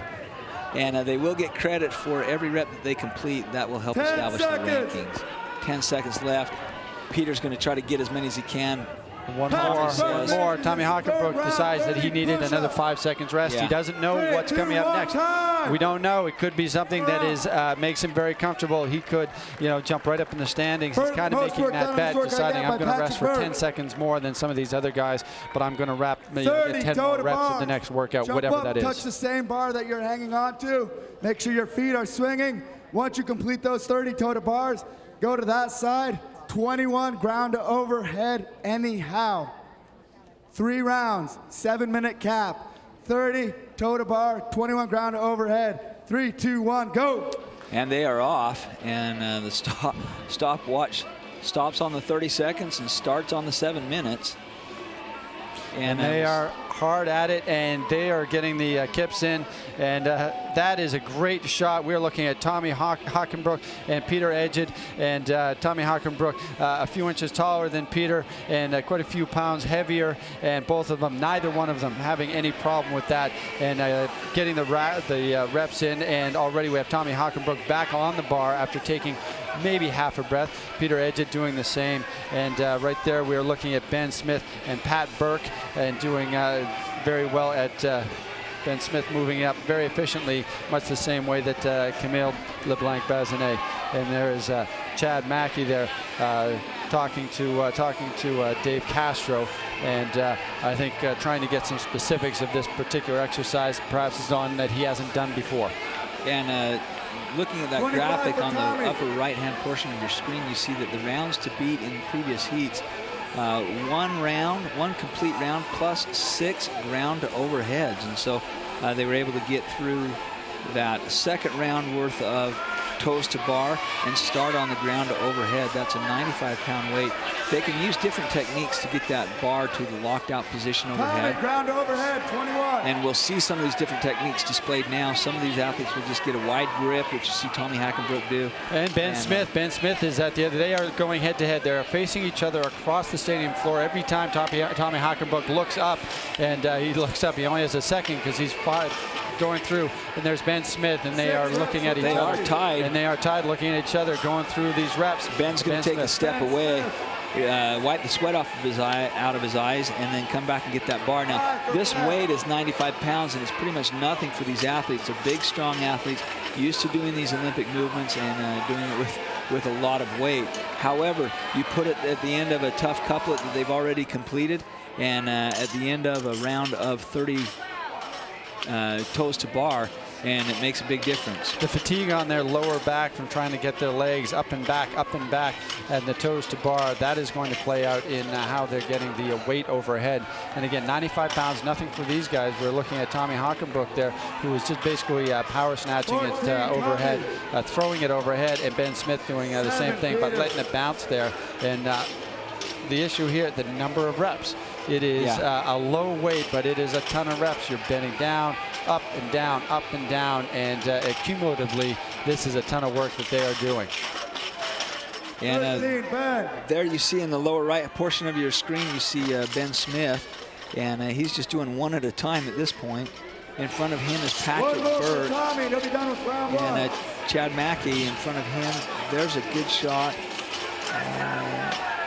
And it's a great event to a great cross-section of CrossFit, because what we have are 6 athletes who qualified through 6 different regions from around the U.S. and around the world going head-to-head here at California. It could only happen here.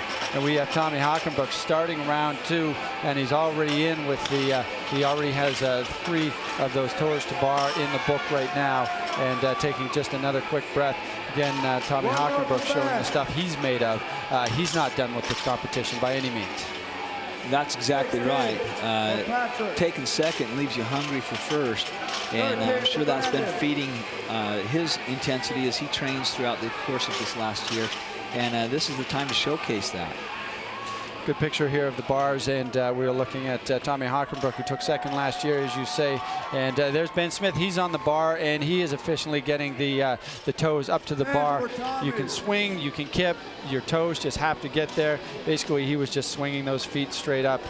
No movement in the body, controlling his body movement. So Tommy and Ben are still tied at 10 on the second round. Remember, the time to beat, or the rounds to beat, is 1 complete round. All the 30 toes to bars of the second round, plus 6 ground to overhead with a 95-pound weight. And it looks like these athletes, they're 4 minutes and 30 seconds into this workout with a 7-minute cap. It looks like they'll easily be able to hopefully beat those 17 rounds. for Ben Smith.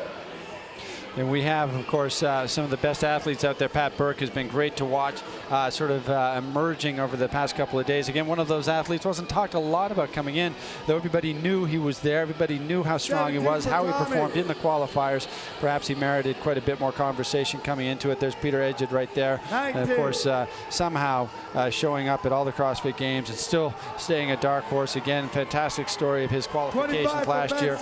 Didn't make it through the qualifiers, and decided that he wanted another shot, and went online, made it through, and then an extraordinary performance at the 2009 Games, which helped him get here, gave him the experience. It's interesting you bring that up, Marty, because right next to him is Tommy Hockenbrook, and Tommy Hockenbrook qualified for last year's Games through the same process. And Ben Smith is the first one onto the bar for the second time, so if he can beat 6 ground to overhead, he will now take the lead as to who's done the most amount of work in this second couplet of a 3-couplet event. And he is such a proficient and efficient Olympic lifter. Fantastic to watch him. Not a heavy guy, not a big guy, but incredibly proficient with some of those complex moves. Gets a lot of weight overhead. So I think he's just having fun with that 95 pounds. If fun can be used to apply to any of these workouts that we've seen over the past few days. Some of the women seem to have thought that, but some of the men here not nearly as enamored of the actual workout. And here we have a very strong showing by Ben Smith here, and there's Tommy Hockenbrook on the bar as well. Again, almost reverse curling it up and overhead, arms bent the whole way. 5 for Tommy. 5 for Tommy, and we now have just about 30 seconds left. There's Peter Edged right there. A shirtless Peter Edged, and Ben Smith in the forefront of your screen. And he's going to try to get through those 21 reps. He's definitely taken the lead, though, in this workout with rounds to beat. And 14 for Ben. Tommy, I'm sure, is ahead of that. 14 for Ben, we hear. There's Patrick Burke using a clean and a jerk. That almost rhymed.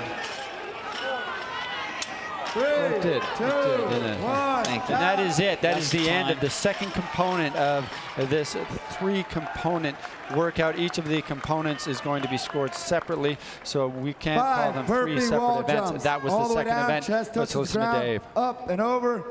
That's 1. Down on the other side. Up and over. That's 2. 5 of those. 3 rope climbs. 3 rounds. 12 minutes. 3, 2, 1, go. Let's get at it, and there they go. Saying, wait, that wasn't 30 seconds. I wish we could have zoomed in on their faces. They heard the description of this workout. Looks of surprises and fatigue both. As we see these athletes get to work, not taking much time. They know that they're at the final portion of this championship round, and there can't be much more that the programmers can dish out that they haven't taken and taken gladly and taken with the spirit of a true CrossFitter. This is a beautiful shot of what these guys are facing under the sun. You can see the sun beating down directly overhead on top of that wall. It's a 6-foot wall as they make their way up and over, and again and again. They have to get up and over 5 times. Tommy first to the rope. Let's see how eager he is to get on up again. Came very close to catching Ben Smith there. He'd like to have a first place ranking in one of these 3 final events this afternoon. He wants to get higher up in the rankings after coming second last year. He's had a tough weekend, as they all have, perhaps not meeting his own expectations. But the competition has just been, every year it gets tougher and tougher and tougher, and that is up. Boy, Tommy looking strong, and I'll tell you what, Patrick Burke is looking strong as well. I got to tell you though, looking at a shirtless Patrick Burke, it gives me inspiration to pay more attention to my diet. That's what I want to look like when I grow up. Patrick, 1 in. Tommy, 1 in. And there's Brandon Phillips ascending the rope. He does have to climb all 20 feet and touch the scaffolding at the top. Tommy's on his 2nd ascent. Chad Mackey looking at the rope. Tommy, 2 in. Trying to figure out this Tommy technique. has 2. Ben Smith just took a hard tumble off the rope, but I think he's okay. There's Tommy Hockenbrook right there, and we have Pat Burke, who's making his way up. This will be his 2nd rope climb. You can see him right there. We've got the jib cam on him. He is 20 feet in the air. He's got to reach up. That's 20 feet. Now he makes his way down. You get a great view of exactly how high he is, the view that he's looking at from the very top. Ben Smith, obviously okay. He's chalking his hands up as we look at Peter Edgett make his way back up the rope. And this will be his 2nd rope climb. And again, getting up there very efficiently, very quick. Tommy Hockenbrook back on the rope. You'll see him pass. There's one going up, one going down. Tommy Hockenbrook making his way up. This is his 3rd. Looks like he likes the rope climbs. And if he can continue this pace, Marty, and sustain this throughout the workout, I don't have any doubt that he'll have any problems completing this entire workout in the 12-minute time period. Looking very strong as he does this. He's a taller athlete, so that 6-foot jump over that wall with the burpees before it, not much of a problem for him. And you're also starting farther up the rope as well, even if it is just a few inches with your hands. And Tommy Hockenbrook is over the wall. He is the only guy on the wall. And there's Patrick Burke, who is also on the wall, has just completed his first burpee. He is chasing Tommy Hockenbrook, who is at the bottom of the screen. There's Tommy standing, just climbing to his feet, really, and back up and over the wall. At the same time, Patrick Burke is also going over the top of the wall at the other end of the stadium. They are going head-to-head across, and that's it. Patrick Burke looks to have just about caught up with him. Tommy Hockenbrook is back again over the wall. Tommy Hockenbrook takes a look to his right at Patrick Burke. Might give him just enough inspiration to keep the pace up and perhaps get the entire workout done of the 3 rounds. Yeah, and on the right portion of your screen, you can see Chad Mackey struggling to get up that rope. It looks like he's having a hard time figuring out how to just clamp that rope with his feet. But that is a necessary thing that you have to do if you want to get to the top of that rope, especially after this workout that they've done. At the end of this event, I'm sure their arms, shoulders, their entire body is taxed. And here comes Patrick Burke heading up that rope again on his 2nd round. Tommy, he's taking a quick second to look at the rope. He doesn't grabs want to it, spend much releases time it. on that rope. And there he goes. He takes a big jump at the bottom to get as much distance as he can. He has a good lock on that rope with his feet, a more efficient lock on that rope than what Pat has, and made his way up faster than Pat did, but Pat spends a lot more time on the rope, and they are about a minute ahead of the previous best. One rope climb in. Rounds to beat, 2 full rounds plus 5 burpees, and they are about a minute ahead of that pace at this point in the race. The pace set in the previous heat, and Ben Smith charging up the rope to the left of Patrick Burke there. Tommy going down. Patrick Burke still climbing that rope at a pretty good clip, although he does the foot clamp thing differently than a lot of the other athletes we've seen do it. And wow, looks like Patrick Burke just takes the lead there. He's 1 full round and 2 rope climbs into this thing. If he can climb that rope a second time, he'll complete 2 rounds and only have 1 round left. The rounds to beat for the men, 2 complete rounds plus 5 burpees. So here we see Peter Edgett. Here's Tommy Hackenbrook. Tommy Hackenbrook had just moved out of your screen, but he is back in it now. He's getting closer to the top. Tommy finishes 2. That's 2. Tommy He needs finishes 1 2. more. He likes to take a moment to take a breath, shake out his forearms. Patrick, and you get back up cannot wait and hang on the rope and rest. It's not the spot to do it. As Patrick touches the scaffolding, so Pat has two complete rounds in the bank. 6 minutes remaining. So he will definitely smash the record set by the previous athlete in the other heat. He only has to do 5 burpees, of which he's done 1. 4 more burpees, and he'll take the lead on this workout for the men. Ben Smith, Patrick Burke on the same wall. Just saw that picture from overhead. Again, another indication just how hot it is down there. No relief from the wind, no relief from the sun. They're out there in the stadium, and And Patrick Burke is nearly 5 minutes ahead of the previous round, if you could believe that. Just a scorching time. Once again, he's a former Marine, so these kind of obstacles in between the burpees, not much of a big deal, or at least something that he's very familiar with and has experience doing. And experience pays huge dividends, Marty, when it comes to a competition like this, where the margins between first and second can be as slim as 1 or 2 placements or even 1 or 2 missed reps in a workout. And we're looking at Tommy Hackenbrook and Patrick Burke. Patrick Burke is now moving ahead of Tommy Hackenbrook. Tommy Hackenbrook has done 2 burpees in this round, the current round, but a lot of time a lot of space to make up. He probably won't be able to do it, but again, none of these guys have any quit in them. So you never know how these things are going to turn out. Patrick Burke, we're looking at Peter Edgett there making his way down as Patrick Burke makes his way up. And I got to tell you, I've had Peter Edgett on the radio show a couple times. I've had Patrick Burke on there, Tommy Hackenbrook, and they are all gentlemen that you would definitely want to associate with as much as you possibly could. Just incredible individuals and great ambassadors for the sport of CrossFit. Patrick Burke just has 2 more rope climbs, and he'll be done with this workout, and he'll get a break. Heck, with going all 12 minutes, I'll just finish 3 rounds and be done with it.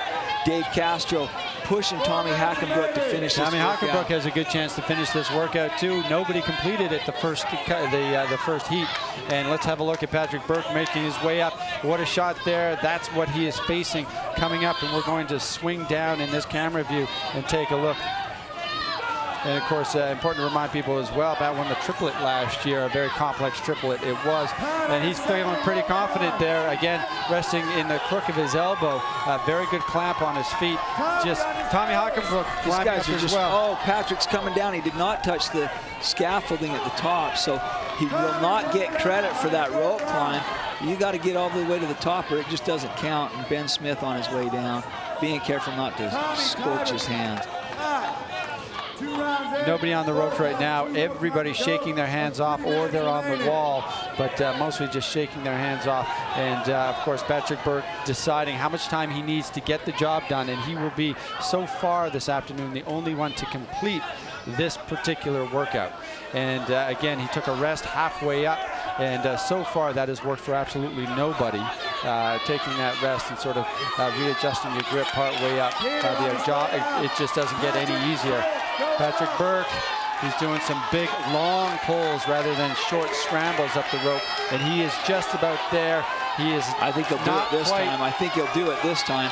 and stretching up, using the tips of his fingers. He got it and touches it. Patrick Burke, that is 3 full rounds. Tommy Hockenbrook is still on the rope. That's Pat Burke, though. He has taken this event. Tommy Hockenbrook and Patrick Burke both have one more rope climb. They'll finish this workout, and that'll help them in the leaderboard, in the chase to the top of the leaderboard, because I'm not seeing a lot of athletes, although I wouldn't put it past the final 6, but you never know what's going to happen. One rope climb remaining. There's Peter Edgett as he descends down the rope. 2 minutes remaining. Peter has 2 remaining, quietly putting together a fantastic workout. Going to take a quick breather. We'll see who jumps on that rope first. It looks like Patrick Burke, and again, we'll see just how aggressive Tommy is going to be when he gets on that rope, because he wants to get up there fast and get off that rope. And it is a race. We've got a race here. Wow! Between Pat Burke and the crowd's just going crazy because they love it. Patrick Burke touches the top. Pat Burke touches it, and he's going to land on the bottom first. Tommy Incredible job. Tommy drops from about halfway up. And Peter Edgett, that was exciting. That was exciting. There's Tommy Hockenbrook giving a high five to Dave Castro. And this workout not yet over. We have athletes who are still out there. We have Peter Edgett, who's still working there. But what a tremendous race, a horse race there at the end, except a completely vertical, straight up 20 feet in the air. Just an arm's span separated these 2 guys, 20 feet up in the air. 3rd rope climb out of the 9th rope climb that they had done in the past 10 minutes and change. Peter Edgett on the rope. Ben Smith is firing through his wall climbs there, but as we look at Peter Edgett, and he is trying to make it to the top, he is going to finish his workout here if he can get there. And of course, his supporters just below him there, and Team Edgett on its feet right below us here in the broadcast booth. And there's Peter Edgett being congratulated by his family and friends and all his supporters here. Tommy Hockenbrook walking over to congratulate Peter Edgett. What an incredible performance this afternoon. There's 10 seconds left, and not enough time to get up, but these 2 big athletes are trying to get just a few feet there, and an amazing performance by these guys. 3, 2, 1, go. And they are off. Amongst these 6 women is Kristen Clever, who came into this event leading the women's competition, and Mike Workington had a chance to catch up with her. Mike Workington, of course, of the CrossFit Journal, but in talking to her, he just kind of found out that she thinks that an unknown WOD actually levels the playing field, and I'd have to agree with her, but she was super relaxed and totally easygoing in the warm-up area, and that's kind of been her approach the entire course of this competition. Absolutely, and what we're looking at there, Jessica Pamanian is working still on that very hot tarmac, but as they get closer to that wall, they'll find there is almost no shade to be had. Annie Thorisdottir is first to the wall, and there's Kristen Clever right behind her, and Annie Thorisdottir first over the wall.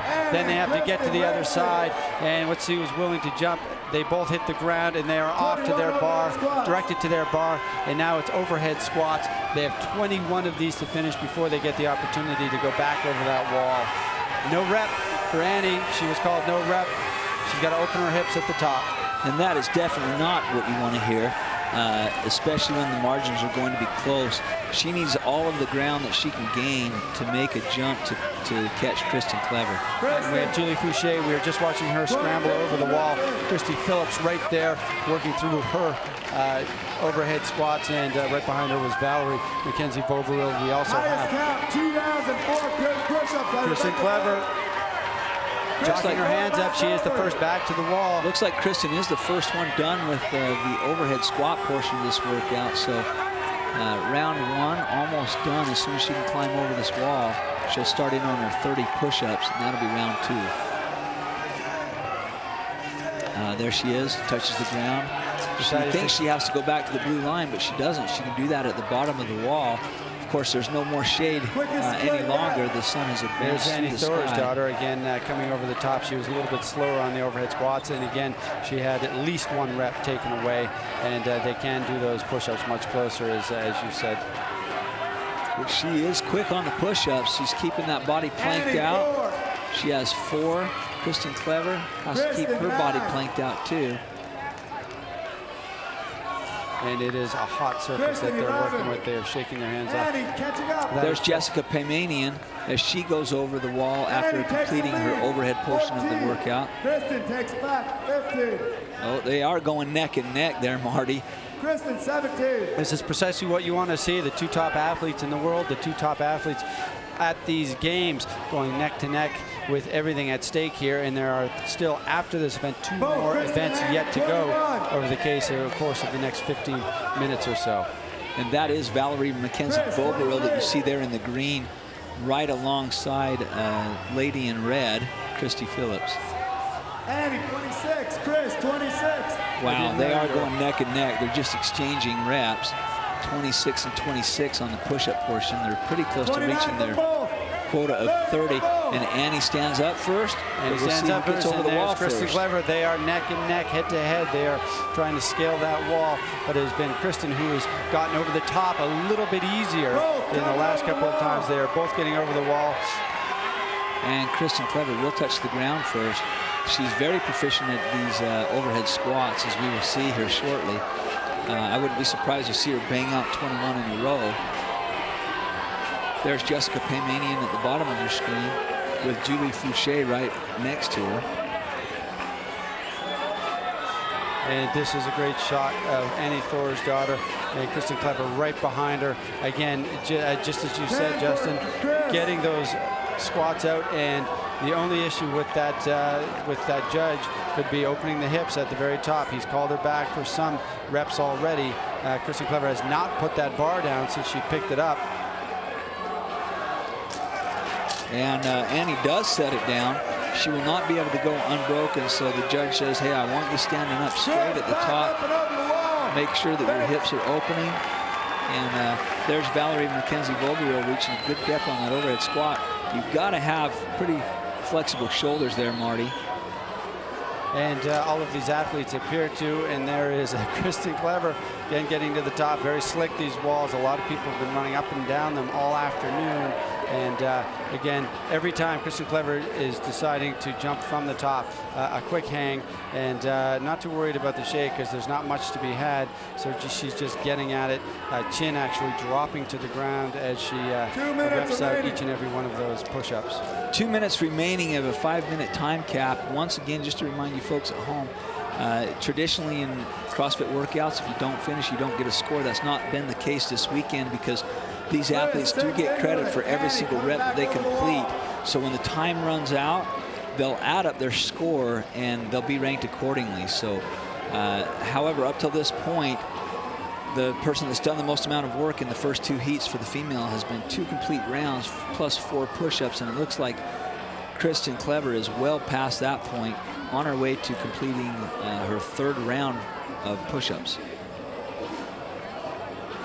Valerie Mackenzie-Boberil trying to get as much shade as she possibly can as she's completing her push-up portion, and Christy Phillips trying to go around the wall. Her judge says, nope, you got to climb it and get over that way. 15 for Chris. 7 for Annie. 1 minute remaining. 1 minute remaining. Again, another instruction from the judge there. You have to lock out with these push-ups. There's no cheating here, and they've gone so far this time around at the CrossFit Games to ensure that there is no lack of range of motion. That you have to lift your hands off the floor for this to count as a full-blown push-up. And there's Jessica Paymanian. It looks like a long way down when you're up that high. Sure does. It's 12 feet up there. 27 for Chris. 27 for Kristen. And 30 seconds to go. We'll see which athlete can get over the wall and get a couple of those overhead squats. This is the top time so far, and Kristen Clever has completed the most amount of work, more than anybody else in the other 2 heats, more than anybody else in this heat, especially if she can get one more of those overhead squats. And with 5 seconds left, 4 seconds left. She does not know what lies ahead, so she's trying to get. She does get one. She does get one. Wow. Extraordinary effort. Extraordinary effort. So she'll, even up till this point, she will for sure retain her #1 spot 30, heading into the second portion of this. Grab a bar and workout. touch the same bar you're holding on to with your toes. Move over to that bar. 21 ground to overhead, anyhow. 3 rounds, 7-minute cap. 30 toe to bar, 21 ground overhead, 3 rounds, 7-minute cap. 3, 2, 1, go. And they are off.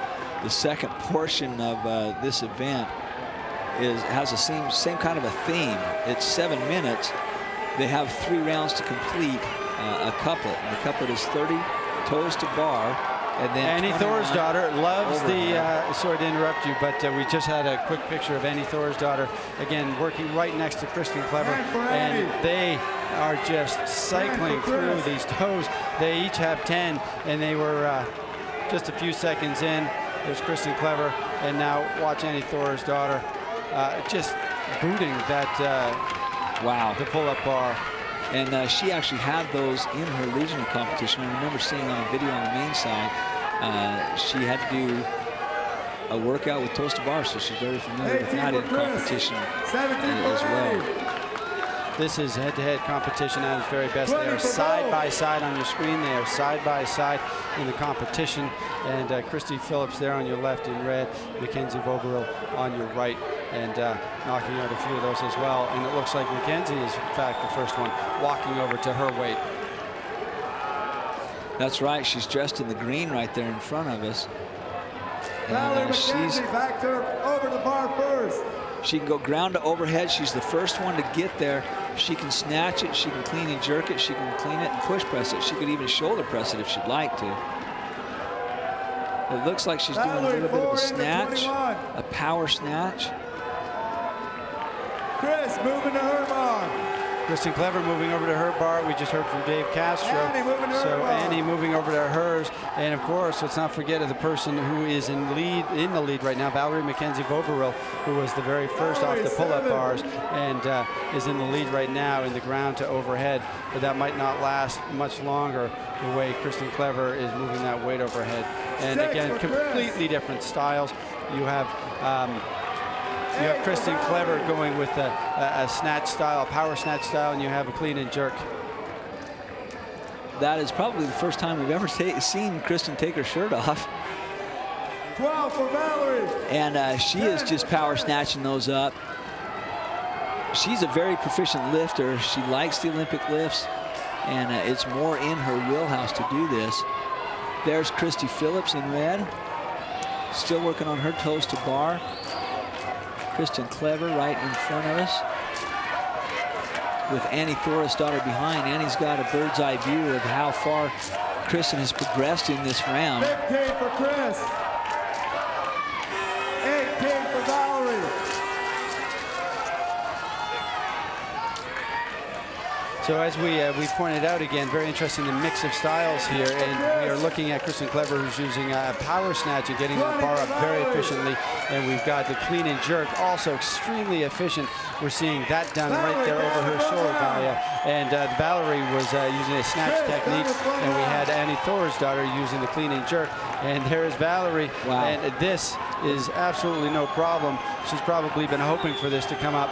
And knocking out a few here. We thought that Camille was fast, but that was speedy indeed. It was, and it was very efficient. And look at the way that Kristen Clever is banging those out. And she's going to jump off, chalk up her hands, and hope to get back on that bar. Here goes Valerie on your left, and Kristen on your right. Both athletes breathing a little hard at this point, and understandably so. This is the final heat, of course. We are watching the top athletes in the world, the fittest athletes in the world, going head-to-head here, and they still have yet one more event after this one, but this will certainly decide who takes the prize for the 2010 CrossFit Games. And your 3 top athletes right there, 1, 2, 3. We're looking at Kristen Clever, and in the same, precisely the same frame, Kristen Clever and Annie Thorisdottir just to the left, Valerie Mackenzie Vogerill, who continues to rep out those toes to bar. And we're less than 3 minutes, about 2.5 minutes left in this workout. The current round to beat coming into this event was 1 complete round plus all 30 toes to bar and 15 ground to overhead with that 65-pound weight. it looks like these athletes are going to beat that. They have a little over 2 minutes in which to do it. 17. You could see as many as 3 of these athletes beat that, perhaps even 4, the way the pace is right now. And Valerie only has to do 16 ground to overhead, and she will outdistance that previous record that was set in an earlier heat. 2 minutes remaining. 2 minutes remaining. The in crowd this really heat. getting into it. You can Both hear on them in the the bar background. here. This is a great shot, and It really is. that was a smile on Kristen's face because they both swung at exactly the same time, and probably felt a little strange.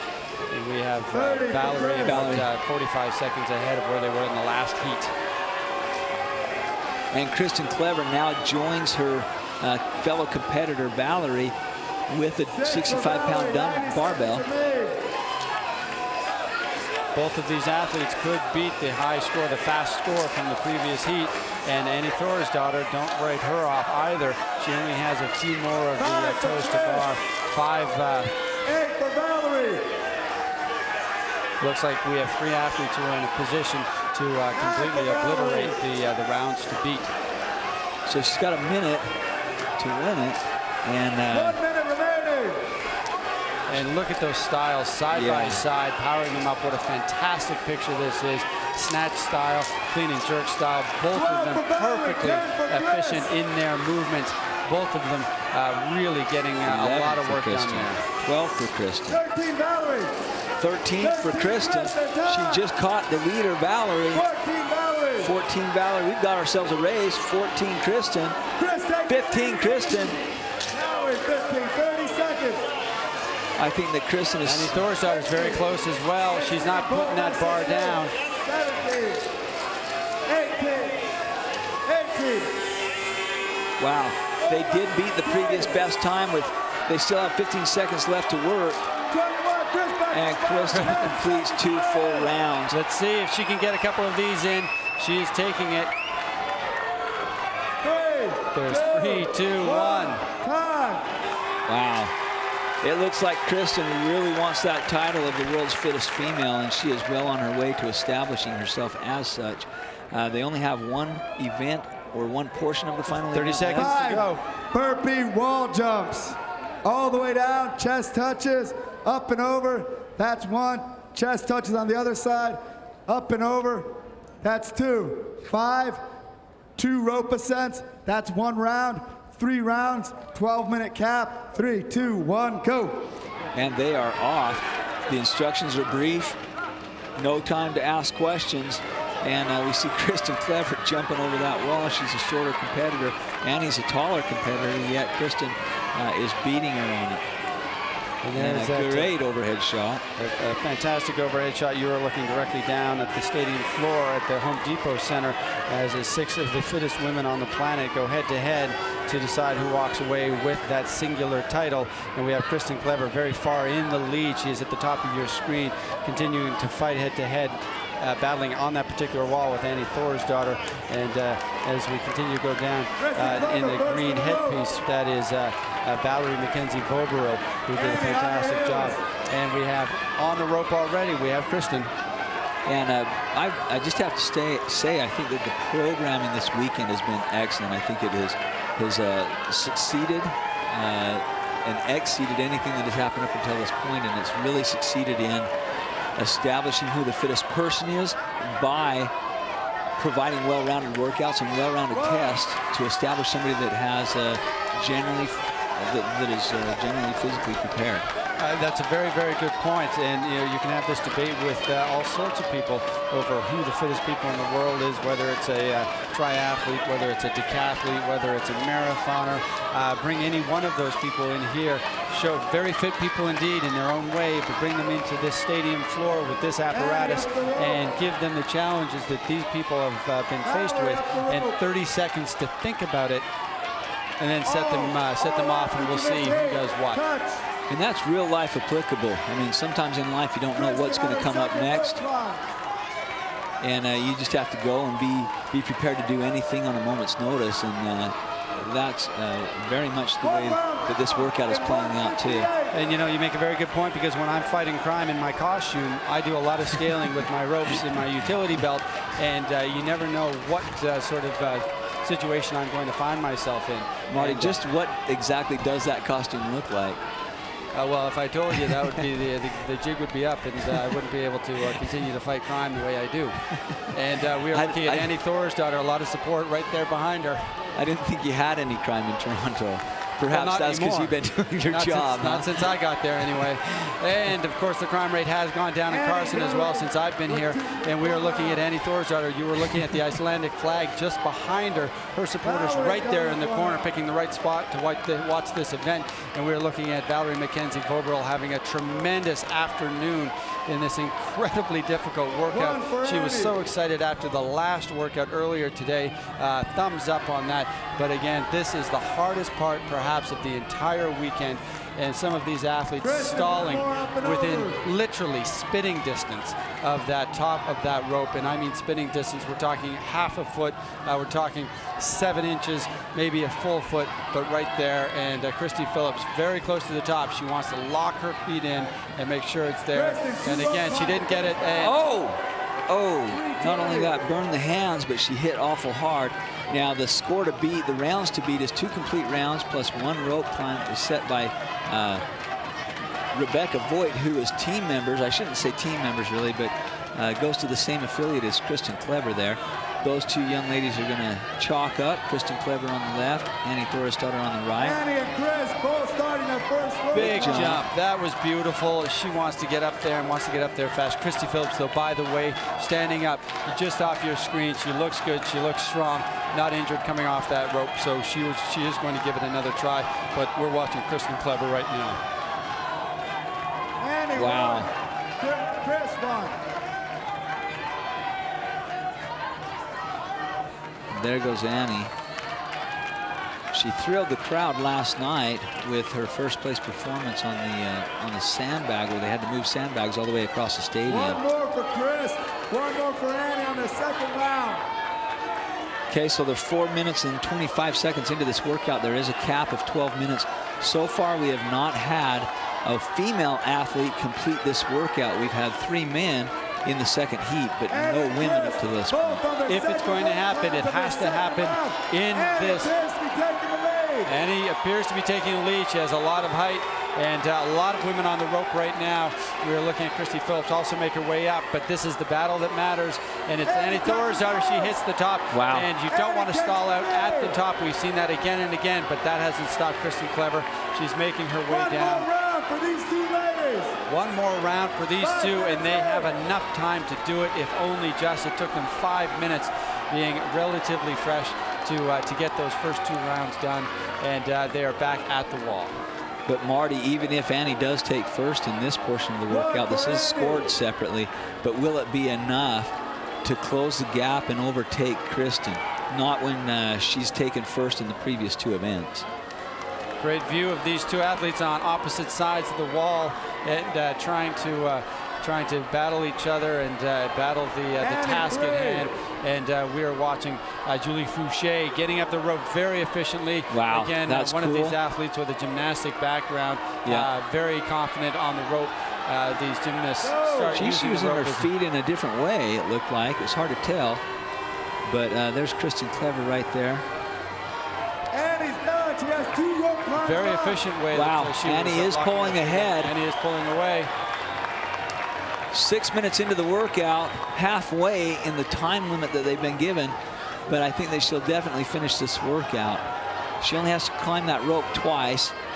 The previous best, established by Rebecca Voigt in the preceding heat, was 2 rounds and 1 rope climb. Annie yelling at the crowd. They like that, and they're cheering. She knows she's going to do it.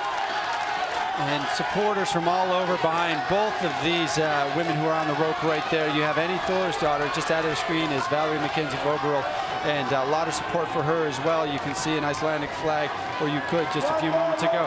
Annie Thorisdottir has just got another rope climb done. She has to get down to the bottom.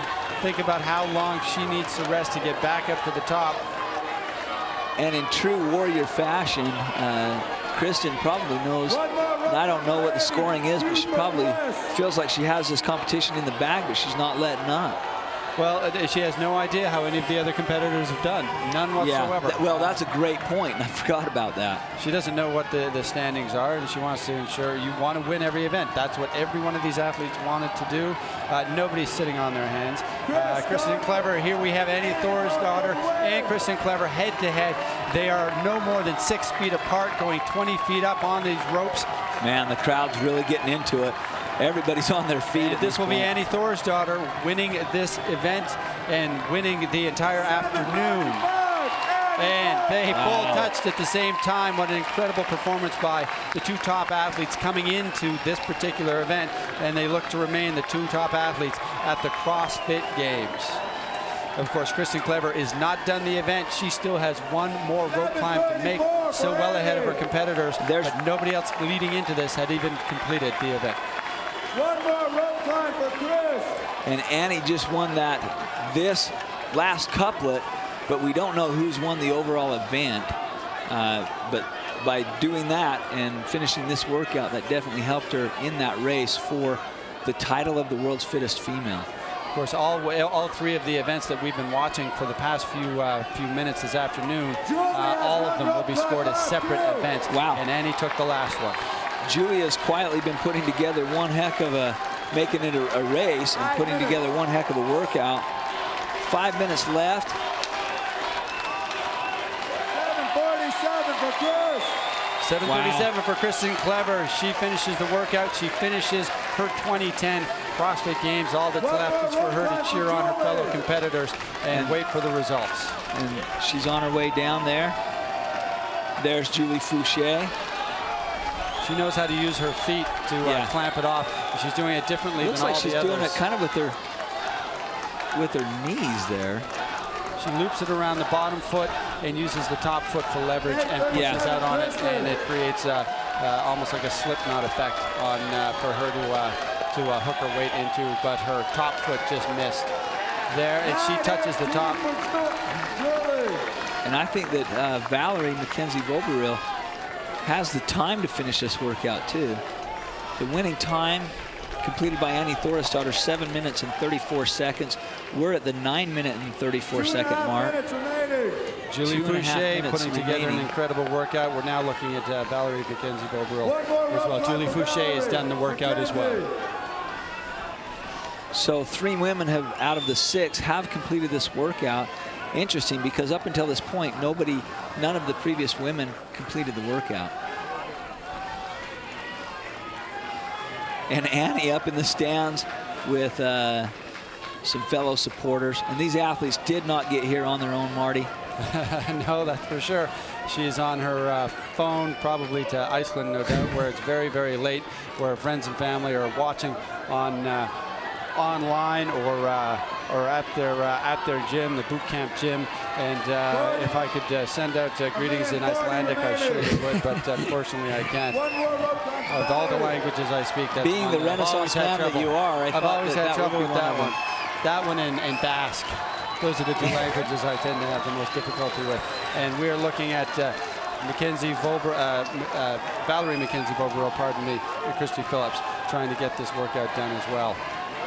Jessica Pamanian as well is still on. And that is Valerie McKenzie-Voberil finishing off this incredibly hard workout and the amazing weekend that they've had here. Congratulations all around. Yeah, competitors right there close. It doesn't take them long to get over there. And congratulations to those 3 women. Incredible weekend of competition for them. And you see Jessica Pamanian and Christy Phillips. Christy Phillips still on her ascent. It looks like, not sure how many she has, but it sounded like, according to Dave, Jessica had 1 more. And we have Christy Phillips, and we have someone down in the corner, Jessica Pamanian, being comforted, it looks like, by Annie Thorisdottir. And of course, we still have athletes continuing to work. She's saying, come on, you can do it. 20 seconds. We have 20 seconds left in the workout. We have Christy Phillips trying to decide whether to just do a couple of pulls. Get part way up, 10 seconds. And she decides against it. She is not going to get it done. 3, 2, 1. Wow. Incredible. 3, 2, 1, go. I guess they thought Dave was kidding there. He said 3, 2, 1, go, and they just stood there for a second.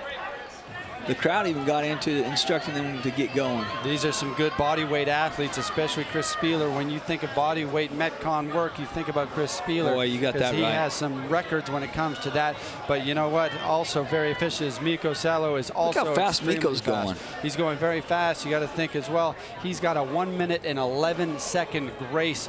That means he doesn't breathe for a minute and 11 seconds and just keeps throwing the weight overhead. And of course, it is Chris Spieler first to the wall, and he is up and he is climbing. He is already at the top, and he is over, but close behind him. He's got a lot of competition here. He's got all the way across the board to the top of the screen. We're looking at Austin Maliolo doing great. Rich Froning, Graham Holmberg also showing why they are at the very, very top. Mikko Salo there catching up. He is on the bar now. I think you could expect that all 6 of these athletes will go through a 21 rep scheme. Rich Froning already has 10 reps in of 21, and I think they'll all go unbroken. The rounds to beat, 2 complete rounds plus 30 push-ups. Just like Pistons, they're going up. This weight is no issue.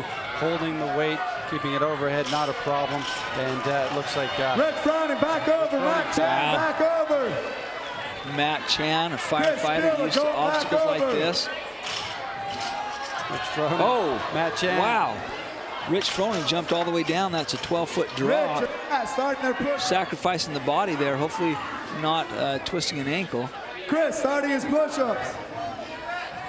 And again, this is a lengthy Metcon. This is going to take them a while. It's 7 minutes to get a ton of work done. And that was just the first round. We've had people lap other people after coming out of the gate very, very hard. Rich Froning, 15. And one athlete, I can't tell who that is. I think it's Matt Chan. He actually made sure that he got himself in a little bit of shade. Nico, 14. You were right earlier, Marty, when you said that you think the shade will pretty soon be gone, and it pretty much is non-existent out there on the floor. Not anymore. They're trying to cool their hands off, but they don't have the time to do that if they want to win this event. They've got no time to do that. 30, up and over. And man, he's good at climbing that wall. Let's see if he can. Let's see if he just jumps again. Hopefully he'll save the ankles. Looks like he will.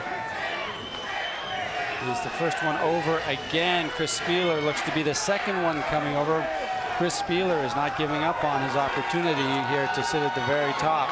And again, there are 3 events. They will all be scored separately. This is if it is a multiple Metcon of 3 workouts, the sort of thing that Rich Froning does every single day. And of course, Matt Salo or Mikko Salo also in that multiple workouts day in, day out. Well, and you know, Rich Froning Jr. to keep the title of, or to gain the title of the world's fittest man, he doesn't have to come in here and win every single event. He just has to place really, really high in all 3 events. He's built enough of a gap that it could work out that way. Oh, Rich Froning Jr. failed on a rep. Jumps at 18. Stops at 18, so he has 3 more for Rich, and he will have 2 more done as soon as he jumps over that wall. The rounds to beat, and we're only 3 minutes and 41 seconds into this one. Chris, Rich going back to the wall. The rounds to beat are 2 complete rounds plus 30 push-ups. Rich is going to give that one a run for its money. The wall. Rich at the top of the wall. It's Rich and Chris and Rich the whole time, but just on their heels, of course. A lot of extraordinary athletes too. Mikko Salo dropped the bar again, and he is heading back to the wall. And Matt Chan and Mikko are both about to go over. Matt Chan. They are on the exact same wall. Mikko pretty much neck and neck. Holy smoke, watch this. Wow. He's done that before, I reckon. Yeah, being a firefighter, they are used to it. And Mikko Salo is also course as well. He's right shoulder to shoulder with another fellow firefighter, that of Mikko Salo. Rich, Austin Maliolo there at the bottom of your screen, climbing over the wall, and Graham Holmberg there on the other side of your screen, still working on those overhead squats. And we are looking at Chris Spieler, and of course Rich Froning are going toe-to-toe. That ground is hot, you can just tell. Rich, 19 reps. Rich has 19 reps. He's really pushing it to beat the rounds to beat, which is 2 rounds plus 30 push-ups.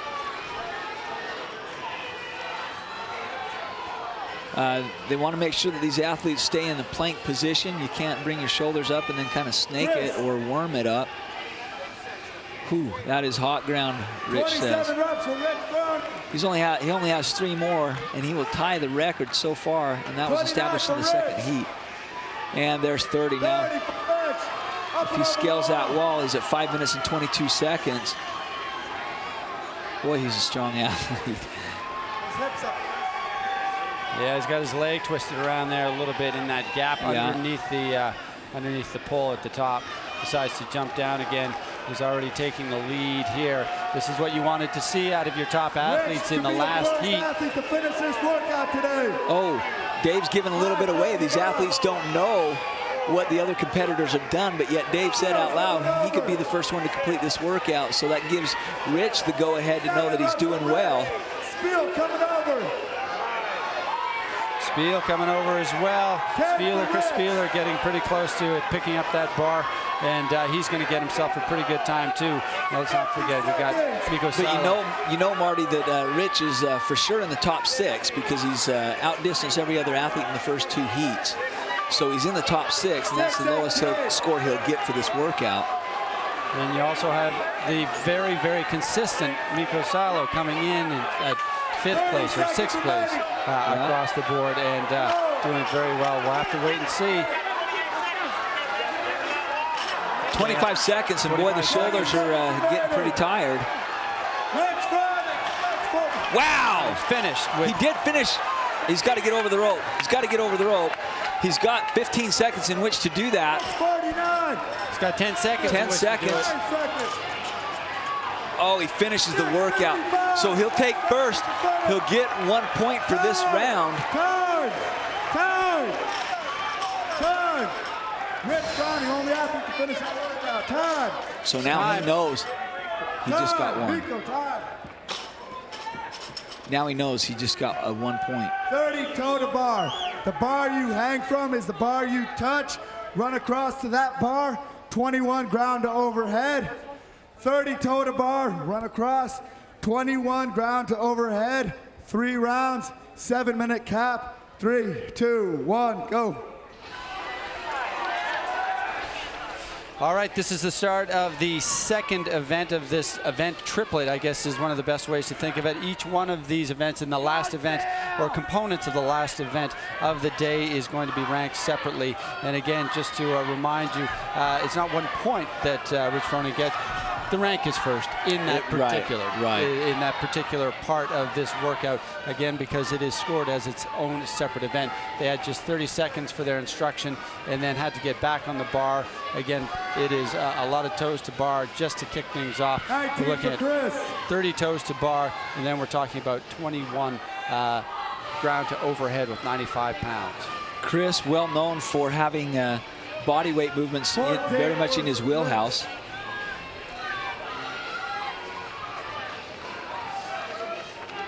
And fatigue starting to set in. These athletes coming down off those bars. And again, what we had in some of the previous heats is a different winner of each component of this workout.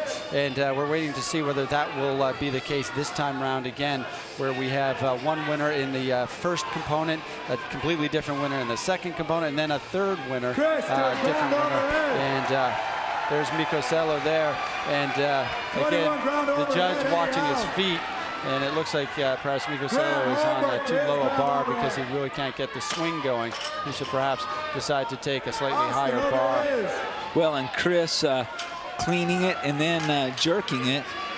Actually, a little bit of a push press there. But these athletes, it doesn't matter how they get the weight overhead. They could squat snatch it, they could snatch it. Which we saw several athletes do in the last round, in the last heat. Or they can simply clean and jerk it. And Rich Froning is stepping over to the bar now. There's Graham Holmberg is looking at his bar there, and we saw Chris Spieler doing a great job of really a true snatch. Now he's gone back to clean and jerk. He's actually changed his style completely. Miko Salo in the middle, Austin Maliolo, all dressed in white again, as he has been through the course of the weekend. 7 for Miko, 10 for Chris. Chris is dropping that weight each time, which means got to take a second or two to reestablish his grip before he lifts it. Most of the athletes are actually doing that exact same thing. Miko's not. Graham's not. He's just letting it touch the ground, retaining his grip. Touch and go, 11 for Matt Chan, and we have all of these athletes having to readjust their grip, drop it from the top position. Graham Holmberg looking strong, looking very strong in this. Rich Froning having to play catch up, which is something he hasn't had to do very often through the course of this weekend. A great shot of Matt Chan there, powerful, powerful athlete. That's how he got to this point in the weekend. The final heat of the last event here at the 2010 Games. Well, that's exactly right. And it looks like Graham Holmberg will be the first one back onto the toes to bar. The rounds to beat on this workout, we're just approaching the halfway point, but the rounds to beat is 1 complete round. 21, 1 round done for Matt. Miko Salo is second on the bar. He's back to the toes to bar. He's efficient. Remember, I mentioned he is a 1 minute and 11 second Grace.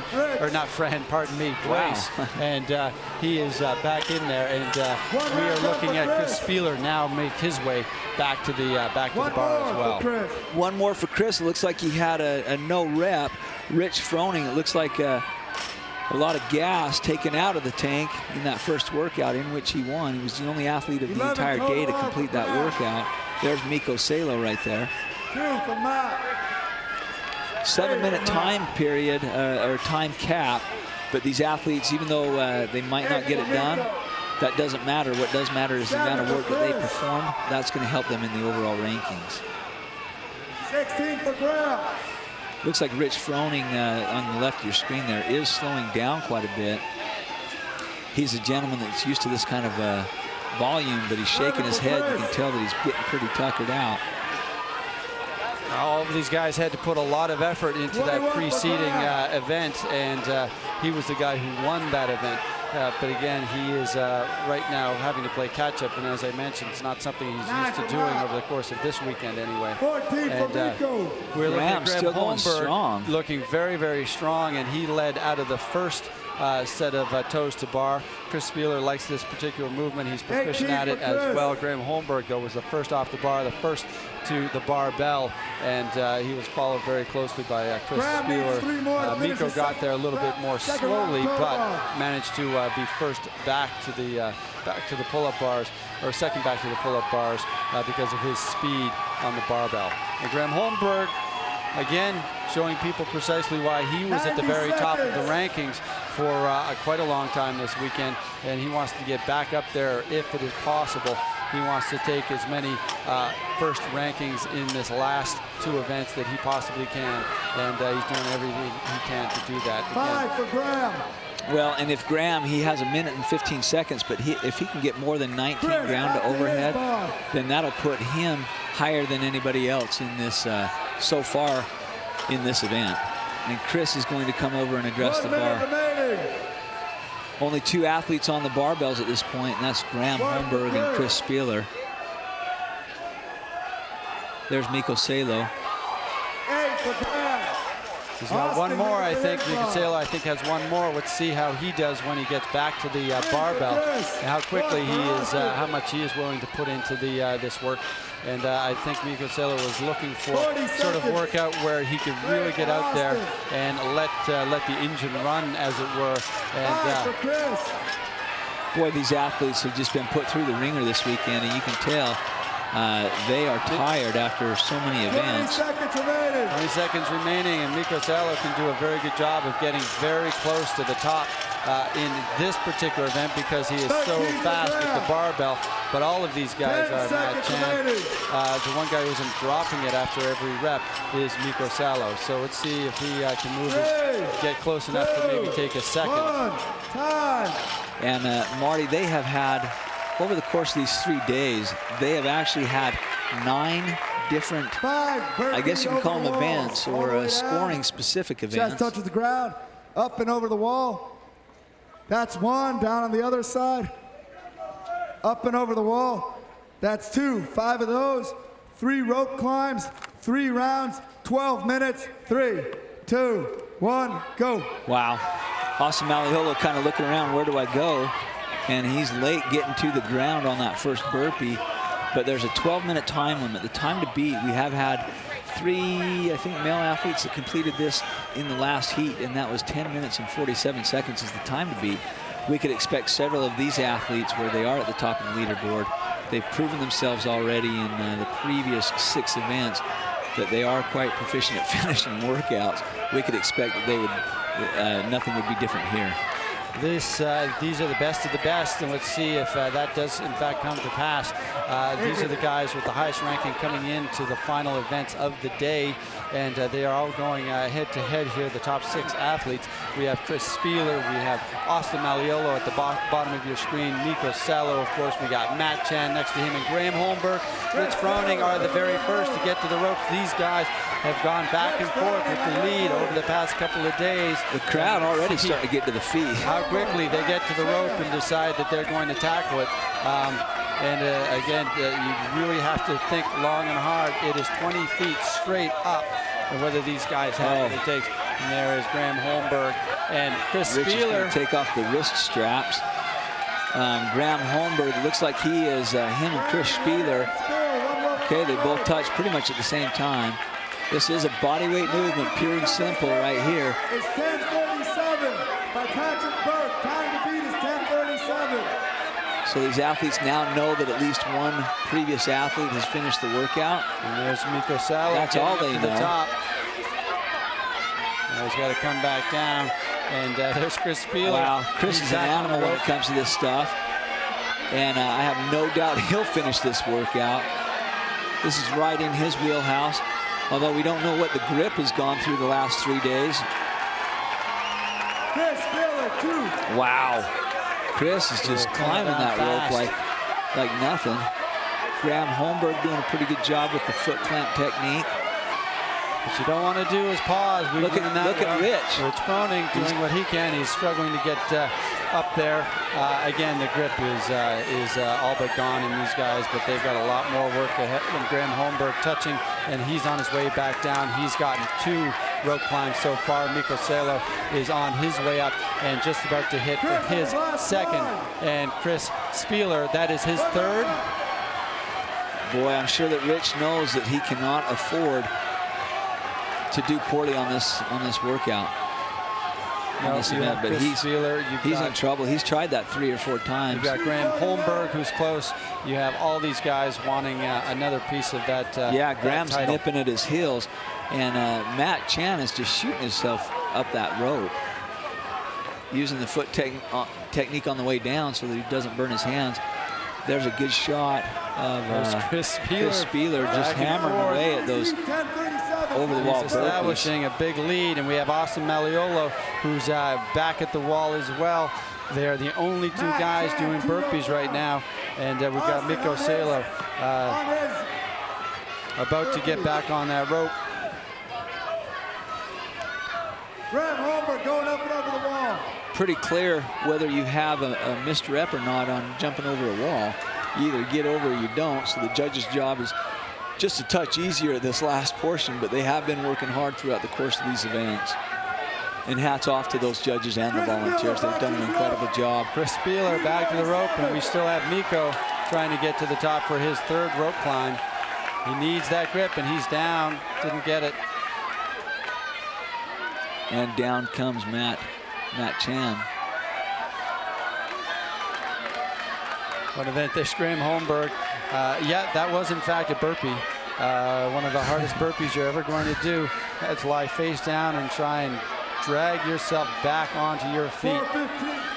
And Chris still looks like he's got plenty of gas left in the tank, right in his wheelhouse. We've said that before. And what a competitor. He told me, he said, because of his wrestling background, he did wrestling at a Division I school, Lock Haven. He says, you know, wrestlers are used to to dealing with pain and putting themselves in that position and staying there for a long period of time. And so this is a workout that, yeah, it's tough, but he's okay with it. Going up for a second. Going up his second rope climb of the second round. I don't think he'll have any problem finishing this.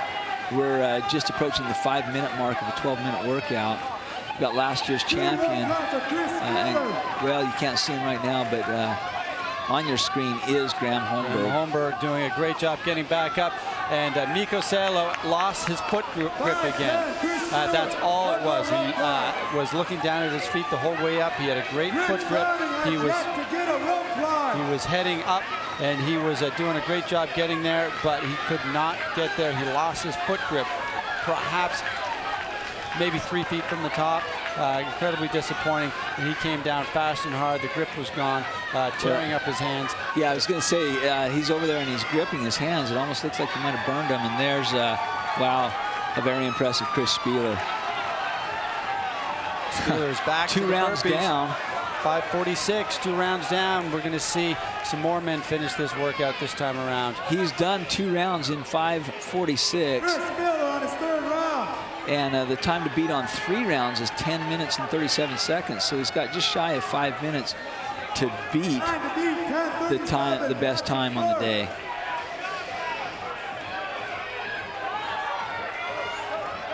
There's a look at Austin Malleolo. Yeah. Again, one of the guys to watch this weekend. Didn't exactly come out of nowhere, but not one of the best-known CrossFitters, certainly. And very, very powerful guy. He's got a huge deadlift, one of the highest of all the CrossFitters competing here this weekend. And, of course, we keep our attention on Chris Spieler, who coming into this, considered by a lot of people, pound for pound, the fittest person on the planet. It just so happens that he is 140 pounds and has been able to manage that weight and the challenges of this weekend extremely well. And we're looking also at a very frustrated Mikko Salo walking away and Chris, not only is he a lighter athlete, but he's also a shorter athlete and not having any problem. Oh, look at Chris, or look at Rich Froning. He decides that he just gathered the fort. Oh, he just gathered the, rallied the forces, rallied the body, and climbed that damn rope without using any legs. That was impressive. Yeah, he wanted one. He had 1 rope climb in the tank. Maybe he's got 2 more. He's still on his 1st round. Mikko Salo is also on his second round, pardon me. He just can't get that rope climb. Okay, Graham Holmberg working hard. Matt Chan on the right there. He's working hard. He touches the top. Gonna be careful on his way down. Hopefully Rich is okay. Yeah, he jumped up right after he fell. Okay. Jumped up. He's feeling good. Okay. And he's probably my hands are sweating, Marty. My goodness. Yeah, well, it's a hormone thing with you. And there's again Chris Spieler. He's got 1 more rope climb, and we're sitting at 7:52. And we have Mikko Salo, who is not done by any. And no, doesn't have what it takes. It's the pain in his hands. I don't think he. You can't see this, but I can see Tanya Wagner, last year's female champion, and she is just screaming her head off at Chris. And we're looking at Graham Holmberg right there. And, of course, Chris Spieler in the lead. He's on the rope. Everybody wants to see him do this. One of the crowd favorites. He's making 8 minutes and 23 seconds. Almost a full 2 minutes ahead of the previous best. That is just, oh, a little more. The crowd's going crazy. Oh, that is something. Dave's letting him know just how well he did. Wow, that is a fantastic sight to see. That is Chris Spieler. He took this leg of the last event, but still, there are a lot of athletes still out there working. It has not yet been decided. We cannot decisively say who is going to take the title, fittest man on the planet. That is yet to be seen, and it could very well be, quite possibly be, someone else who is on the floor out there right now. We're going to have to collate all the results in just a short time. We'll bring those to you as soon as we have them, but we are looking at Graham Holmberg making his way up again. He is not done with this competition by any means. Rich Froning again is bicycle kicking his way up to the top of the rope again. Wow. He better find a way to get his legs involved before he tires out there at the Well, top. you'd think he could figure that out fast. Oh. Now he's got something wrapped around his leg. Boy. And his shirt soaked in sweat, and he signals that he's just ready to shoot himself in the head. He's got a sweat angel on the floor, and he's not even done with the workout. There's Graham Holmberg. He says, I'm not done. Get out of my way. I'm going to climb a rope.